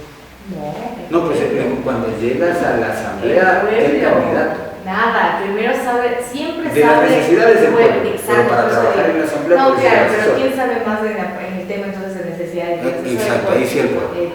Entonces, la metodología es, nosotros, obviamente dentro con mi equipo, con el que estamos en la lista, la mayoría salimos de sociedad civil, todos salimos desde fundaciones. Entonces, ¿qué pasa? Nosotros siempre hemos trabajado con la gente, siempre hemos trabajado in situ, siempre hemos trabajado buscando en territorio cuál es la necesidad. Entonces, todo lo que yo en el plan de trabajo que yo he puesto es desde el territorio y la data que nosotros hemos podido levantar desde así. Imagínate, yo voy con la fundación 5 años atrás, y mis otros compañeros también que tienen su fundación y tienen cada uno su causa para trabajar, ¿no? Entonces, en este caso, la metodología primerito va a ser con la gente directamente. O sea, todo lo que yo voy a hablar en este momento es directamente el trabajo para que dentro de cualquier comisión que uno esté las personas que tengan que estar de aquí, de Cotopaxi, porque yo no voy a ser representante de Cotopaxi, entonces digo, yo no voy solo a la Asamblea Nacional, nos vamos todos a la Asamblea Nacional, porque yo ahora que voy haciendo territorio y digo, por ejemplo, yo me encontré con un líder, en este caso de las personas con discapacidad, yo le dije, ¿cuándo usted le han invitado a ser partícipe en la Asamblea Nacional con las necesidades que usted tiene, usted y su organización? Nunca. Hoy me encontré con un animalista. ¿Alguna vez has estado en la Asamblea Nacional, tú que tienes una fundación para que tú veas las necesidades? Nunca. Mira, ¿y cómo no es complicado, no es complicado. ¿Cómo se llega? Porque uno quiere entrar a la asamblea, le pregunto. Es que todo, no es complicado. A ver, Javier, tú dime, ¿sabes que yo quiero irme a hablar? Es complicado porque cuando llegan a la asamblea ni los asambleístas contestan. No puedo decir, cada quien, no, yo siempre voy a contestarte mi teléfono, tú sabes que así esté donde esté, yo voy a contestar, me demoraré, pero hay que contestar. Mi número de teléfono yo no lo voy a cambiar, ahí está y estará siempre, porque ese es el verdadero acercamiento. Entonces, la situación es que desde las necesidades nosotros llevemos con la gente a la asamblea. Por eso digo, a ver, primero la gente tiene que entender algo. No solamente legislamos y fiscalizamos, los asambleístas legislamos, fiscalizamos y representamos. ¿Sí? La falta de representatividad es lo que hace que Cotopaxi esté dentro de dos provincias fuertes que son Pichincha y Tungurahua, y Cotopaxi siga sin desarrollarse. Sí se desarrolla a pasos lentitos, pero es porque en realidad nosotros no tenemos autoridades, y lo que tú me hablas, Javier, en esta situación de es que yo no puedo llegar, también es voluntad política, y la voluntad política se hace cuando quieres en verdad trabajar, porque lo mejor que puedes hacer es encontrarte en este caso una persona, un asambleísta que te diga yo necesito estas personas para poder conocer la necesidad, empaparme de la necesidad y empezar a trabajar la ley. Eso es lo que se tiene que hacer, y por eso es asambleísta por la provincia de Cotopaxi o asambleístas provinciales. No es solamente el nombre, no es solamente porque te elige la provincia, es porque cuando tú tú en este caso haces una ley, yo que sé, reformas de ley o creas una ley, etcétera, toda la parte de legislación, tú en esa norma tienes que poner la necesidad de tu provincia. En cualquiera de las normas tienes que llevar a Cotopaxi ahí y tienes que hacerlo de esa manera, porque cuando yo de la experiencia de lo que yo estuve ahí, no pasa esa situación. Entonces, ¿en qué se basó? ¿En qué me basé ahora como mi plan de trabajo? Yo lo resumí como Edúcate Cotopaxi, le puse yo así de título. ¿Por qué? Porque quiero tratar educación, trabajo y economía. Ahí sale Edúcate Cotopaxi. ¿Por qué educación? Educación enfocada a lo que es la parte de política criminal. ¿A qué me refiero con esto? Yo pienso que muchos de los asambleístas, de los candidatos van a decir, sí, yo quiero dar más armas a la policía, yo voy a reforzar las fuerzas del orden, yo voy a dar esto, que ya. Perfecto, pero espérate, eso es una solución a corto plazo. Para que tú puedas en verdad trabajar una problemática, tienes que tú irte a la estructura, a la raíz del problema. Entonces tú tienes que tener un proyecto sostenible a corto, mediano y largo plazo. ¿Qué es la propuesta que nosotros estamos haciendo? Primero, la parte educativa, primeras infancias, ahí es donde nosotros tenemos que llegar. Desarrollo cognitivo. ¿Tú te has dado cuenta de cuál es la malla? Bueno, no sé si es que en este caso, donde tú estudiaste, si en la parte pública o privada, pero tú te das cuenta que en la parte pública todavía nos falta un montón. O sea, en la parte privada es como que, bueno, por lo que es privado tienes mejores, tal vez, profesores o puedes dar mejores materias y situaciones. Sí, un poco más para aprender un poco mejor. Es como, por ejemplo, uno de mis suplentes, él es docente en una escuela privada, y yo digo, ¿y tú eres docente de qué? Y me dice, de robótica. Y tú andas a preguntarle a un niño... Del público, si tiene algo relacionado a robótica. O sea, ¿qué? A duras penas se sigue matemáticas. Exacto, exactamente. Entonces, ¿qué pasa? Nosotros en la parte pública tenemos muchas materias memorísticas. Sé que está bien estudiar realidad nacional, sé que está bien que te sepas los presidentes del Ecuador, yo sé que está bien, pero ¿qué haces tú para que desarrolles cognitivamente desde las primeras infancias, que es donde ahí es donde tú tienes que empezar, digamos, a atacar a la mentecita de los niños, porque son una esponja, ahí es donde es una esponja. Entonces nosotros queremos fortalecer la educación, sobre todo porque si tú te vas o si has caminado por Cotopaxi, tú te das cuenta de las realidades que existen dentro aquí y sobre todo en la parte de las zonas rurales. Es increíblemente fuerte, y cabe recalcar que somos la segunda provincia con mayor índice de analfabetismo dentro del país. Así como de analfabetismo, también hablemos de la desnutrición crónica infantil. Para mí lo peor fue dar una galleta, como era una galletita, no sé qué cosa nomás daban para supuestamente el desayuno infantil, que Dios mío, eso era lo peor, o sea, no había nada de nutrición, y es que todo eso va encaminado, todo eso va enlazado, pero tú conoces cuando has ido al territorio. Entonces, fortalecimiento, en este caso hay que hacer una reforma a la Ley Orgánica de Educación Intercultural. Tenemos que revisarla para fortalecer la educación pública. La educación tiene que mejorar, así como captan las pandillas a los niños para captar a las escuelas, dar mejores posibilidades, en este caso fiscalizar si es que hay en verdad vías de acceso escolar. Los niños de allá del campo, los niños de la zona rural, del páramo, las escuelas cercanas para poner edificios grandes, ¿no? Exactamente. ¿Sabes cuánto tiempo se demoran? Y por ende, como te demoras mucho en irte, ¿qué te dice el papá? Preferible en casa haciendo algo, ganadería. Entonces ahí viene hasta la parte de fiscalización para que tú tengas un mejor tema educativo. Bueno, esa es la parte educativa, y obviamente también vamos con los jóvenes, la parte de las universidades. Hay que hacer una reforma a la Ley Orgánica de Educación Superior. ¿Por qué? Porque tiene que existir en verdad primero el personal administrativo para que pueda haber hasta cupos. Lo mejor que puedes hacer en este caso es tener 40% de docentes, 30% de personal administrativo y 30% de jóvenes que están ahí estudiando. Así es como se tiene que hacer el gobierno estudiantil, digamos, dentro de una universidad, para que si tengas tu acceso. Es que tú sabías eso, que a veces no hay cupos porque no hay quien les atienda, en este caso, no porque no hay cupos, sino porque hasta el personal administrativo es ausente. Y hay que empezar a trabajar en esas reformas, porque hay que hacer el acceso a la educación para todas y todos, sobre todo cuando ya sales de las universidades. Pero ahorita se están dando becas a un sinnúmero de estudiantes, tal vez, de personas en carreras que tal vez no quieren, pero bueno, algo es algo. O sea, es como ya mejor... ¿Qué pasa ahí? Peor resto que nada. Entonces, ahí viene la reforma y la fiscalización de lo que me dice. Hay que hacer esta situación. situación, porque obviamente tú, como lo que estábamos hablando, de ni siquiera tenemos un test de vocación, ¿no es cierto? ¿Qué hacemos nosotros en esa situación? Como desde la universidad, no es lo mismo, verás que en la privada te llevan a ti a las universidades, en las escuelas, en los colegios privados te llevan a las universidades para que te puedan decir como que mira y esto, mira y el otro, ¿no es cierto? Entonces, ahora tenemos que nosotros también hasta promulgar esa situación para las públicas. Había antes, no sé si te tocó en mi época, incluso me acuerdo acá con un compañero que nos acompaña, con Willy, fuimos a un par de lugares a ver posibilidades de universidades, de unas ferias grandes, recintos, pero al final estas cosas ya no se van dando. Éramos estudiantes del Vicente León, claro, lógicamente también era un colegio, o es un colegio de renombre, centenario, muchas cosas te llevan, pero ahora ya no hay ese tipo de cosas. Más que nada, mira, el hecho de que tú empieces con la educación a trabajarle es primero porque necesitamos en verdad fortalecer. Yo te pongo un ejemplo, hay países, voy a poner a Argentina y no me puedes decir como que, ay, no, que diferencia con Argentina, porque no es que tengamos como tanta diferencia en esa situación, no es que esté mucho más arriba Argentina que Ecuador. Argentina luchan para estar en un colegio público más que privado, por ejemplo, por la excelente educación que se tiene, y eso es lo que nosotros necesitamos, ¿no? Primero, vamos con la parte educativa, y eso te estoy hablando de la estructura, el tema de lo que es educación en política criminal.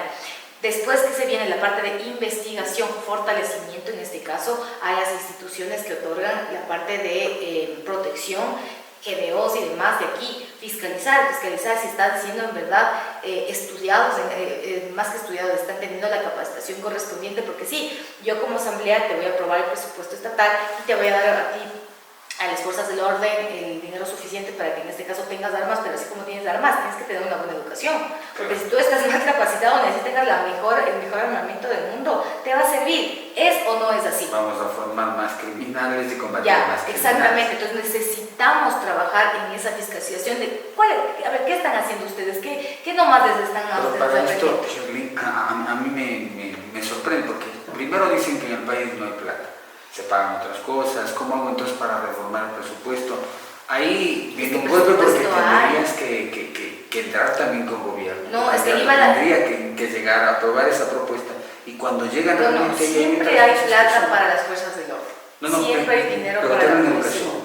No, en educación la ley tiene que haber, o sea... Te hablo de educación, entonces, ¿cómo hago, cómo impulso que realmente haya más presupuesto en educación?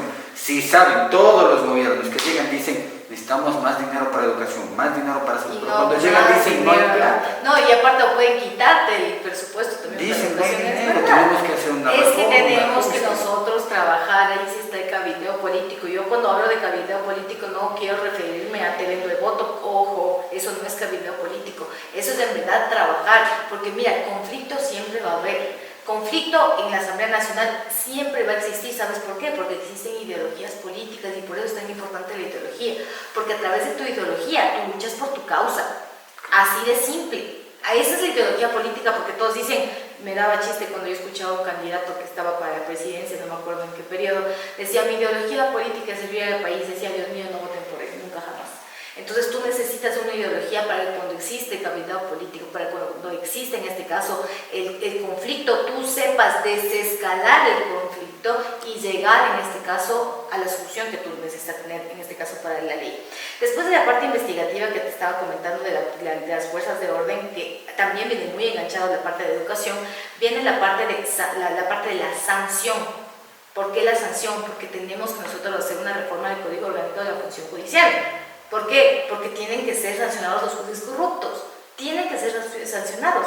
Nosotros tenemos que hacer una depuración exhaustiva en este caso para la parte de los jueces. Y otra cosa también que hablamos desde el plan de gobierno, no tenemos que elegir, imagínate llegar al punto de decir, no tenemos que elegir jueces nosotros mismos aquí en Ecuador, tenemos que llamar a una organización externa para que sea más imparcial y pueda ahí sí elegir jueces que estén, para que no estén vinculados en temas de corrupción, en temas de mafia, se tiene que también... En temas de jueces que hablaban en algún momento, ¿te parece jueces sin rostro? No puedes. ¿No? No, en realidad no se puede, constitucionalmente no se puede. Te digo por este tema de que no conozcas a quién te está juzgando, porque realmente puede haber el compromiso. Ese es la vulneración de derechos, por eso es el tema inconstitucionalidad. Entonces, porque te dice ese la tipo Constitución... de proyectos no caben. No te van a dar. Quien te dice eso está mintiendo. Demagogia total, porque te dice la Constitución que tú tienes que conocer quién te juzga. ese es tu derecho de ser juzgado en este caso, así como tienes el principio de inocencia. También tienes que tener presunción de inocencia. Ajá, exactamente, la presunción de inocencia. Entonces, en esa parte, la parte de los jueces, ¿no? Hay también otra situación muy importante que hay que, en este caso, tratar, así como hay jueces corruptos, en este caso hay jueces que no son corruptos. Y ¿sabes por qué te hablo mucho de esta parte de los jueces? Porque no sabemos quiénes están impartiendo justicia. O sea, nosotros tenemos, así como tan mal está la parte política, tan mal está nuestro sistema de justicia. Te voy a poner un ejemplo, Javier, que recién pasó. Imagínate que tuvimos una ministra de Trabajo que empezó a defender lo indefendible con el caso de Verónica Abad. Imagínate que tuvimos una ministra de Trabajo que cuando en este caso la jueza que estaba a cargo de la acción de protección que presentó Verónica Abad, le pedía a la ministra que le explique cómo, dónde, cómo está interpretando la ley.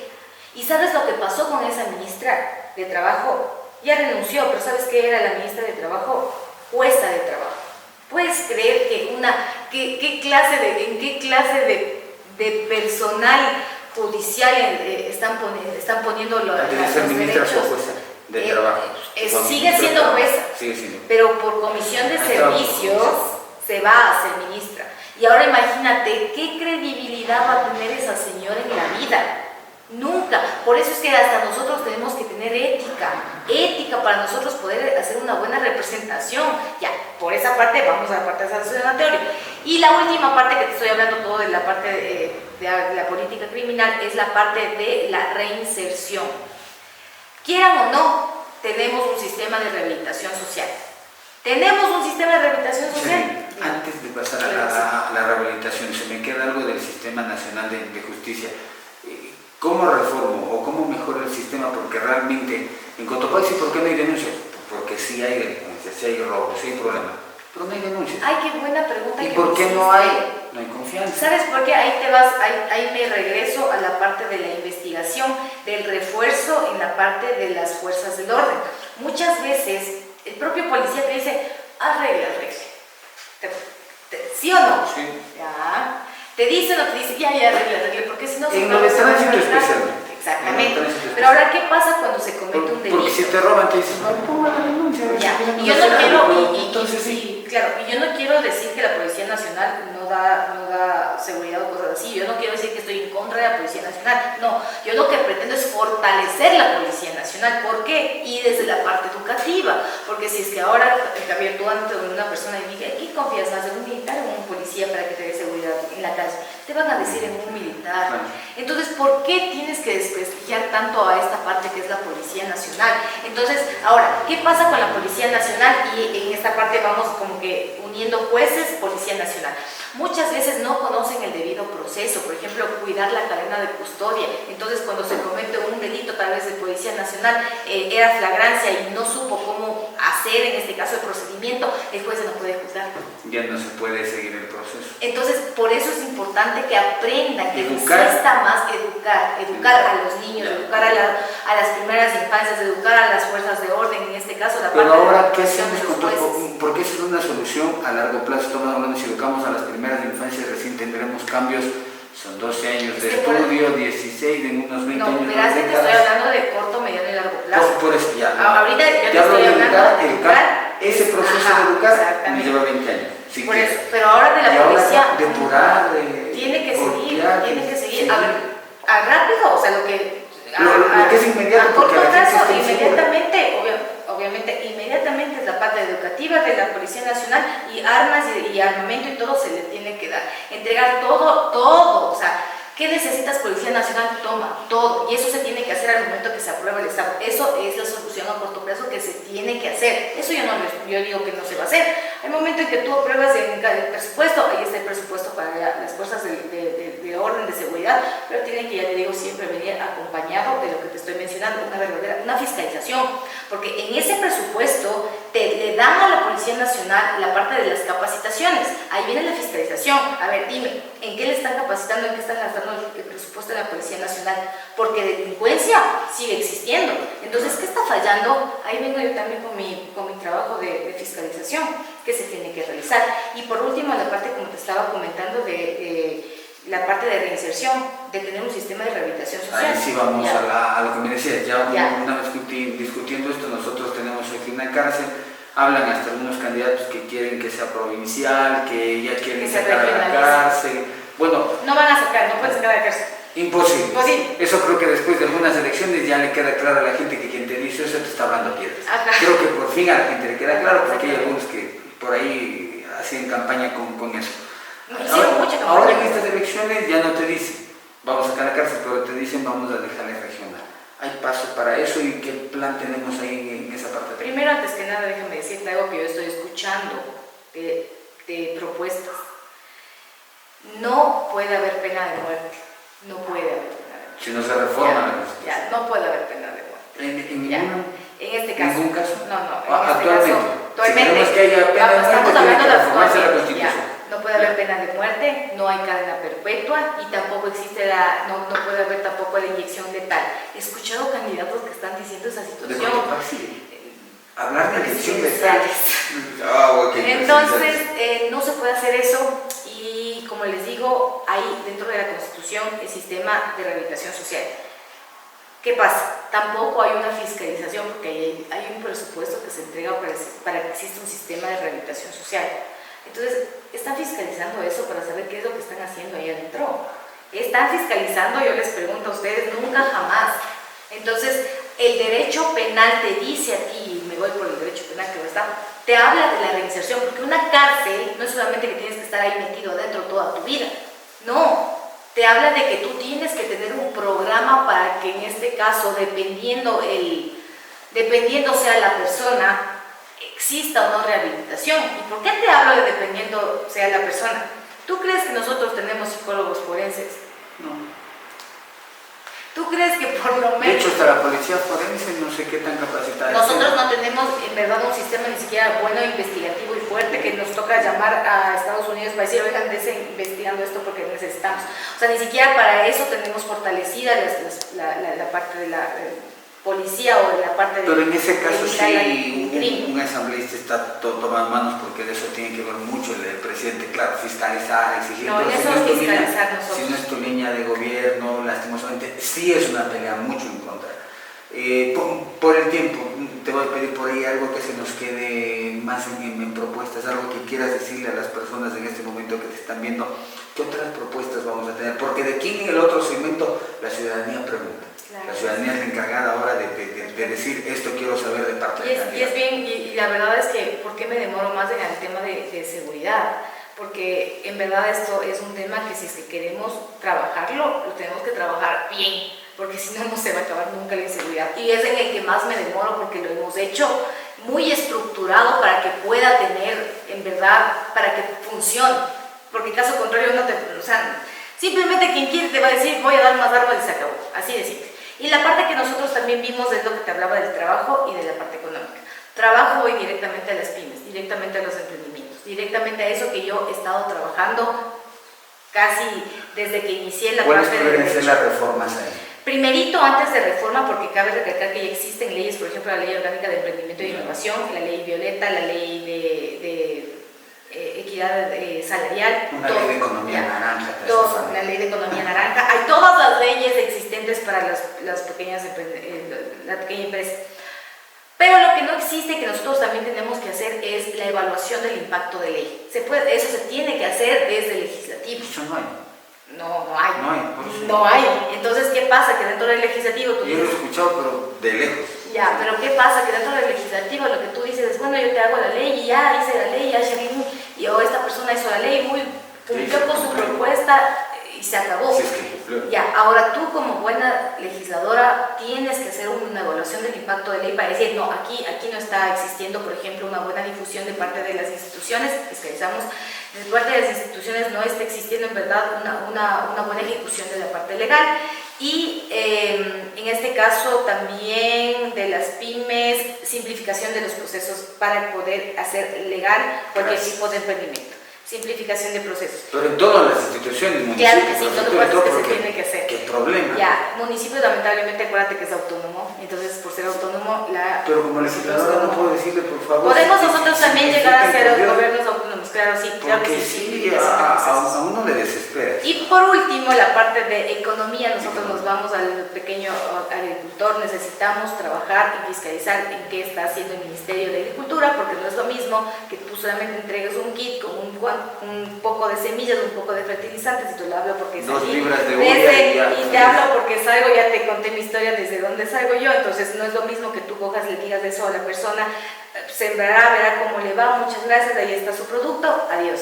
Entonces también vamos a hacer una verdadera fiscalización y obviamente impulsar lo que es el agricultor pequeño, que tenga vías de acceso, vías de desarrollo y productividad para la provincia de Cotopaxi. Ahí también te van a encontrar algunos de los que les vendiste mal el abono, te van a reclamar de seguro. Tenía 12 años, mil disculpas. Vamos a hacer una pausa, señores, se viene la parte final, el contacto con el ciudadano. Pregúntale al candidato, viene para todos ustedes en esta segunda semana de programación. Gracias por acompañarnos, la pausa y ya venimos.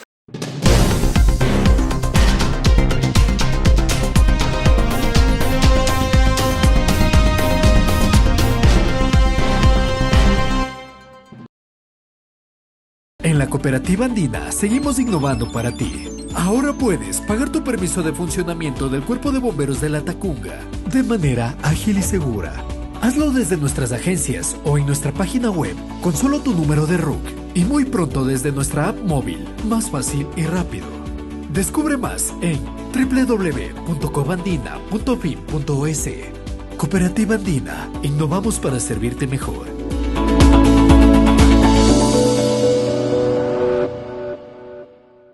Muchos dicen que soy parecido a mi papá, que tengo los ojos de mi mamá y la boca de mi tío Daniel, el cabello de mi prima Lorena y que la nariz la heredé de mi abuelita Marta. Solo falta que digan que tengo el cuerpo de mi abuelo José. Pero hay una sola realidad, todos somos únicos. Así como único es el sabor de agua mineral San Felipe con la cantidad justa de burbujas. Y ese sabor natural, que te encanta. Agua mineral San Felipe, única de principio a fin. Conoce más en www.fuentesanfelipe.com. Lavandería Millennium, excelencia en lavado al seco. Ofrece los servicios de lavado de ternos, vestidos, camisas, abrigos, edredones, cobijas, alfombras, muebles y ropa al peso, con entrega inmediata para tu comodidad y ahorro de tiempo. Visítanos en la avenida Rumiñahui y Sánchez de Orellana, sucursales La Tacunga, avenida 2 de Mayo y Salcedo en el Mercado Central. Teléfono 280-4486. Horarios de atención de lunes a sábados de 7 horas a 19 horas 30 y domingos de 9 horas a 16 horas. Grandes promociones todo el año en edredones y ternos. La metodología educativa es la clave para motivar a nuestros estudiantes y ayudarlos a aprender. En Grupo Ecuador, como docentes y pedagogos, diseñamos, pensamos y organizamos nuestras clases apoyados en diferentes técnicas y herramientas. Nuestro interés es que los estudiantes desarrollen habilidades prácticas en un entorno agradable, se sientan a gusto para desempeñarse libremente y cumplan sus metas. Así conseguimos que maestros y estudiantes alcancen los objetivos curriculares, asimilen los contenidos y desarrollen sus capacidades dentro y fuera del aula.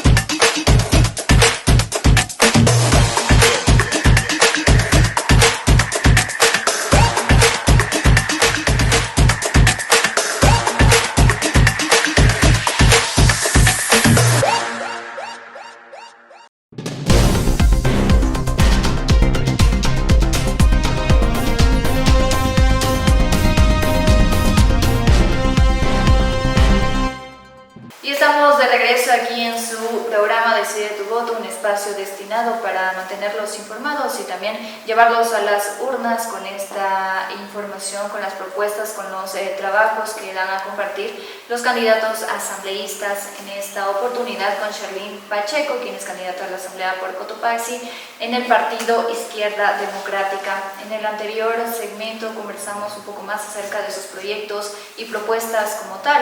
La economía, la educación y el trabajo han sido los principales ejes en los que ella se ha basado para armar precisamente su plan de trabajo en caso de llegar a la Asamblea Nacional.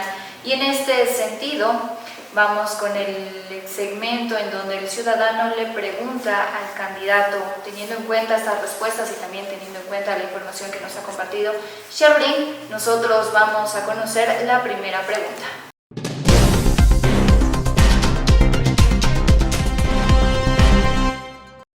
Lo primero que yo quisiera pedir a los candidatos asambleístas es que hablen con la verdad. Se ve que en este momento, como siempre, han utilizado el medio de ofrecer muchas cosas, pero en la realidad no es eso. Llegan al poder y luego se olvidan, pareciera que ellos no fueran de este país, o a lo mejor porque ellos nacieron en cuna de oro, no saben cómo es vivir la colectividad, los que trabajamos de día a día. Lo primero que a mí me gustaría saber por los asambleístas es qué van a hacer por nuestro país si nos seguimos cayendo de día en día para atrás. Entonces, ¿qué leyes van a hacer para beneficiar al país? Porque todo lo que ellos han dicho no han hecho nada, simplemente han servido para beneficiar a ciertos poderes, o si no, al capataz que tienen encima de cada partido político, quienes les manejan, porque incluso ni siquiera ellos pueden votar por personal, sino ellos tienen que consultar a cada uno de ellos, a quienes les metieron a ese cargo. Siempre trabajan solamente por el partido o por sus familias.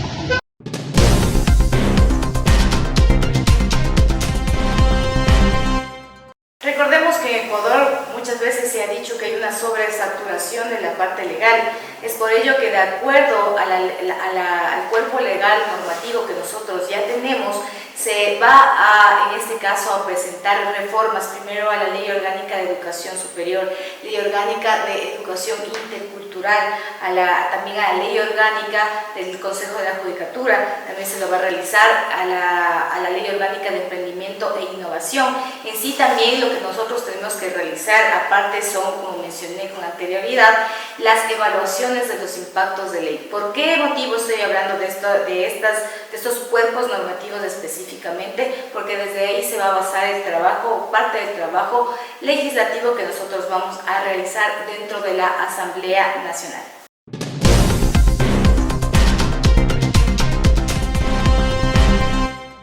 Como sector turístico nos interesa saber para los candidatos qué se va a generar, qué se va a hacer en torno al turismo, a la hotelería aquí en la provincia de Cotopaxi, cómo se lo piensa manejar, pero nos gustaría saber propuestas que sean claras, que sean reales, que no sean un sueño que se ofrezca en campaña, más que no se vaya a cumplir. Sí nos gustaría escuchar propuestas concretas, propuestas que se puedan llevar a cabo sobre el desarrollo de la provincia en torno al turismo, el desarrollo de la provincia para impulsar a los establecimientos turísticos, a los atractivos turísticos y cómo cuidar de ellos también aquí.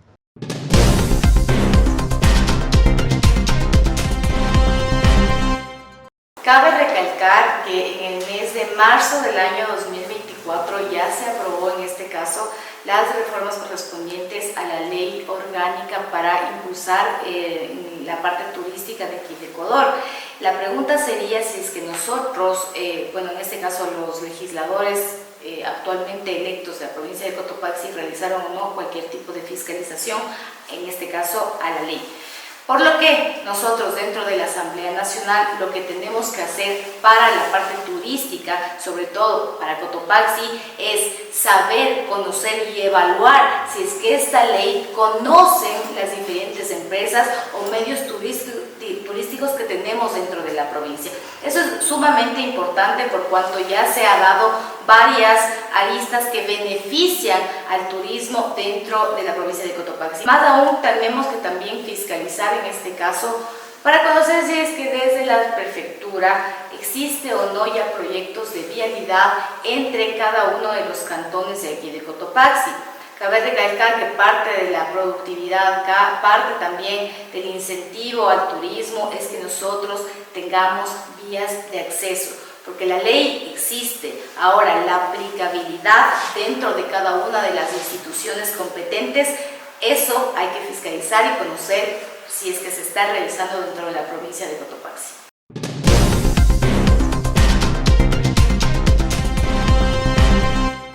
La pregunta sería para quien resulte electo asambleísta, ¿qué acciones o qué leyes promulgarían para mejorar la estabilidad laboral y en la situación económica de todo el personal y profesionales de la salud?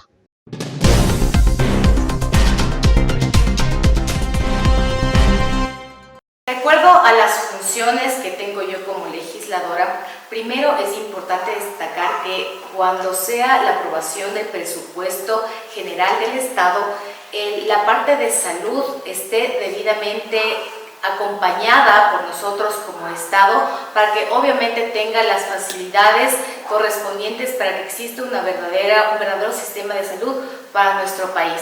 Ahora, dentro de las competencias lo que sí tenemos que hacer es fiscalizar el sistema de contratación pública. ¿Cómo se está contratando públicamente aquí dentro de Cotopaxi? ¿Cuáles son los procedimientos? En sí, transparentar la información que es tan importante. De acuerdo al artículo 105 del Código Orgánico de la Función Legislativa, nosotros no somos competentes en este caso para tener algún proyecto en temas de gasto público, pero lo que sí somos competentes, como digo, es que la ciudadanía y sobre todo el sector de salud pueda conocer a ciencia cierta los procesos de contratación que son tan importantes para que de esta manera exista verdaderos profesionales y que exista también trabajo y acceso obviamente a este recurso tan importante que es la salud para Cotopaxi.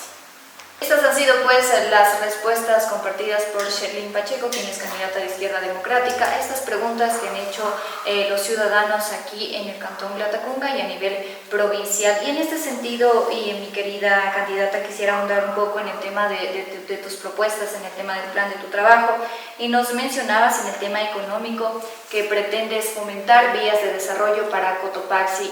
¿Cómo sería esto? ¿Cómo se trabajaría para fomentar precisamente eso que tú mencionas? Primero, nosotros lo que tenemos que hacer es directamente dar todas las facilidades para que los pequeños agricultores tengan todo para que pueda surgir. ¿Qué pasa? Al ser nosotros en sí un país o una provincia demasiado extractivista, nosotros no estamos dando alternativas para que en este caso exista más productividad. Lo que te pide el agricultor, ¿qué es? Primero, agua. ¿Agua para qué? Para que pueda tener regadío, en este caso, que es tan importante. Cabe recalcar que si ahora tú te vas a la parte rural, o bien tiene agua por horas, o bien cuando tienen sistemas de bombeos, antes había electricidad y por agua no había agua, exactamente el agua a través de tanqueros.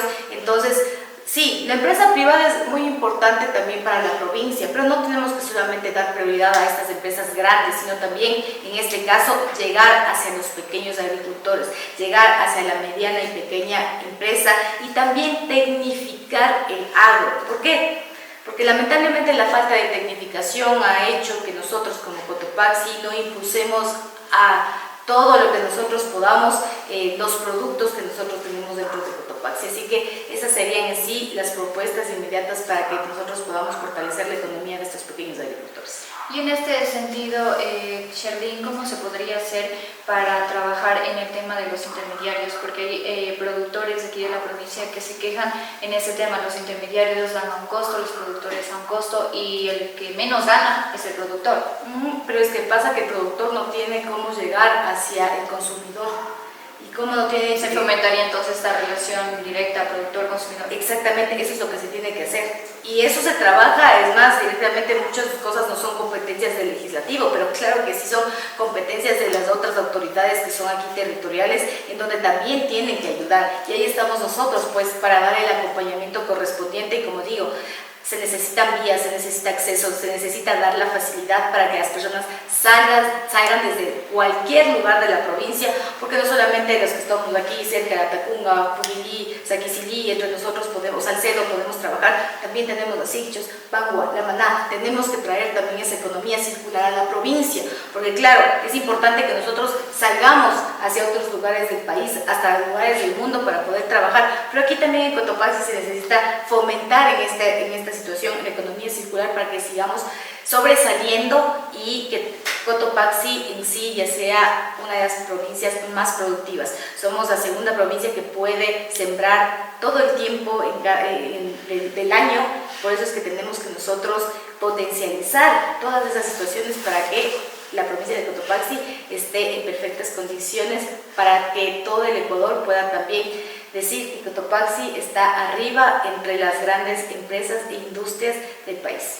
Excepto cuando atravesamos condiciones climáticas. Claro que sí. Cuando estuvimos en la sequía, pues la provincia de Cotopaxi estuvo atravesando situación muy crítica en el tema de la producción. Ahí está la tecnificación también del agro, ¿no? Y por eso decíamos la fiscalización del Ministerio de Agricultura, porque también tiene que haber un acompañamiento. Y ahí también viene acompañado del INIAP, porque el INIAP es una institución pública que necesitaría ser hasta mucho más trabajada y reforzada por el gobierno para que también nos apoyen a nosotros aquí con la agricultura de Cotopaxi. No se le está utilizando bien y tenemos un recurso público. No queramos hacer que el gasto sea para empresas privadas para que se beneficien empresas privadas y no directamente lo que ya tenemos estatalmente. ¿Y existe en este escenario tal vez la alternativa de que ustedes como asambleístas también fiscalicen a la prefectura, que también es una de las competencias de la prefectura de Cotopaxi? Claro que sí, nosotros también tenemos en este caso la facultad y se lo tiene que realizar, porque también hay ahí presupuesto que tiene que ser bien utilizado,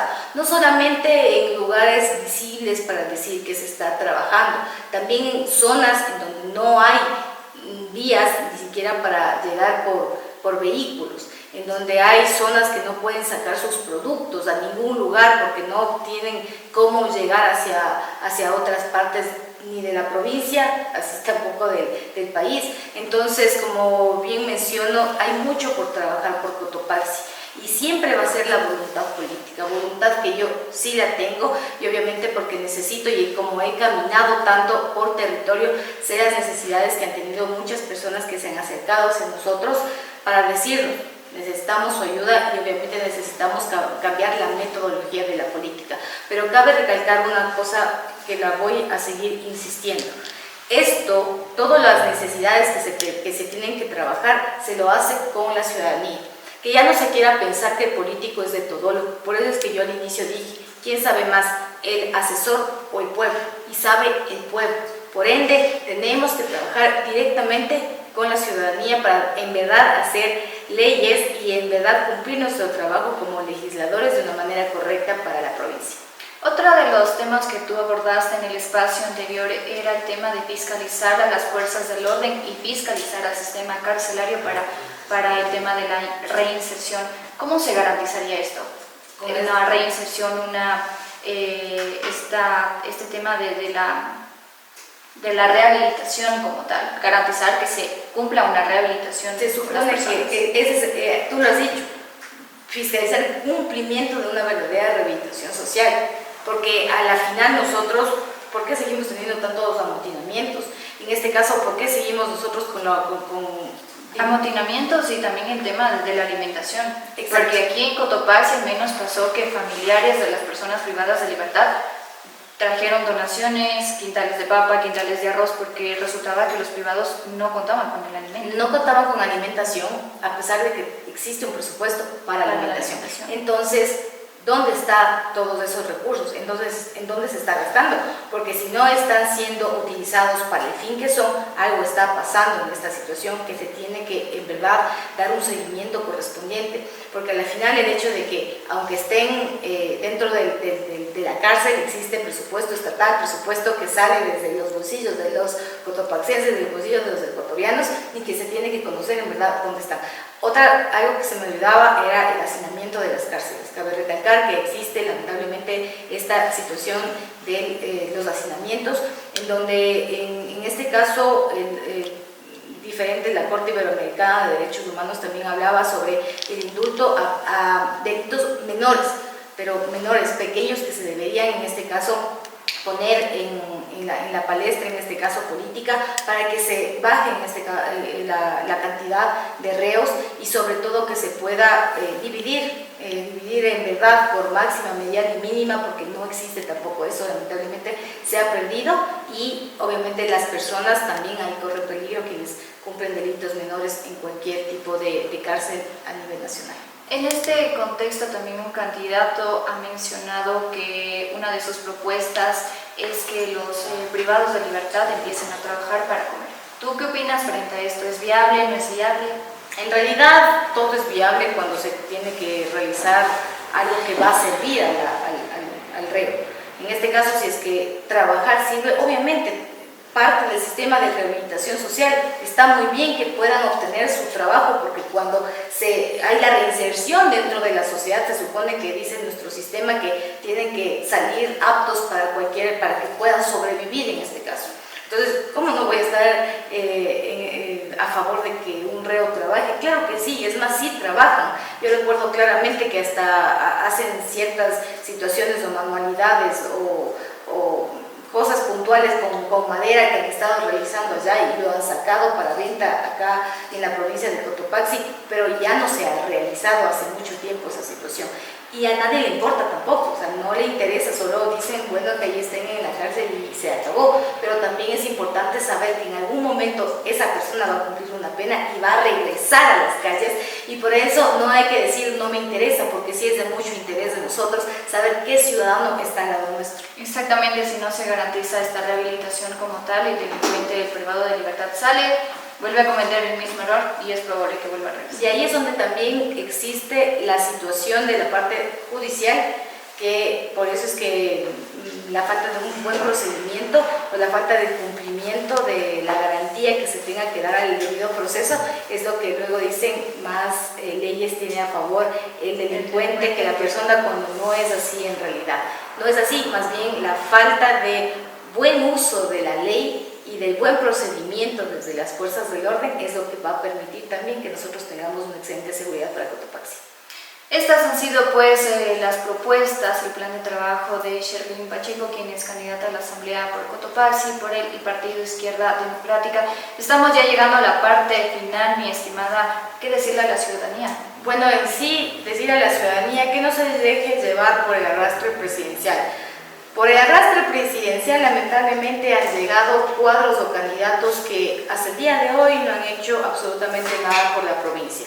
Si es que usted no reconoce a ninguno de los candidatos, o más bien dicho, de ninguna de sus autoridades que se encuentran ahorita en el legislativo, claramente es porque algo bueno no se ha hecho dentro de la sociedad. Y tampoco legislar se tiene que hacer al final ya de nuestro tiempo dentro del legislativo. La fiscalización va desde el día 1 que nosotros ingresamos a la Asamblea Nacional. Así que dejemos de llevar a las funciones del legislativo a una manera populista de generar votos, y más bien veamos nuevos cuadros políticos. Si ustedes están cansados de los mismos de siempre, por favor permítanme que un nuevo cuadro político, una joven que sale militando desde un partido político, que tiene ideología política, quiere ser quien represente a la provincia de Cotopaxi. No es ahorita que yo estoy trabajando por Cotopaxi, llevo trabajando desde las organizaciones de la sociedad civil, así que tengo un trabajo ya en territorio desde hace como 5 años atrás, y ahora pues me ha tocado tomar la batuta política, así que quiero continuar con el trabajo por la provincia de Cotopaxi y sé que todos ustedes van a confiar en eso. De esta manera, amigos y amigas televidentes, hemos llegado a la parte final de nuestra entrega de Decide tu Voto en este día lunes 27 de enero. Continuamos con más información, más acerca de los asambleístas este día martes. Que tengan una excelente noche.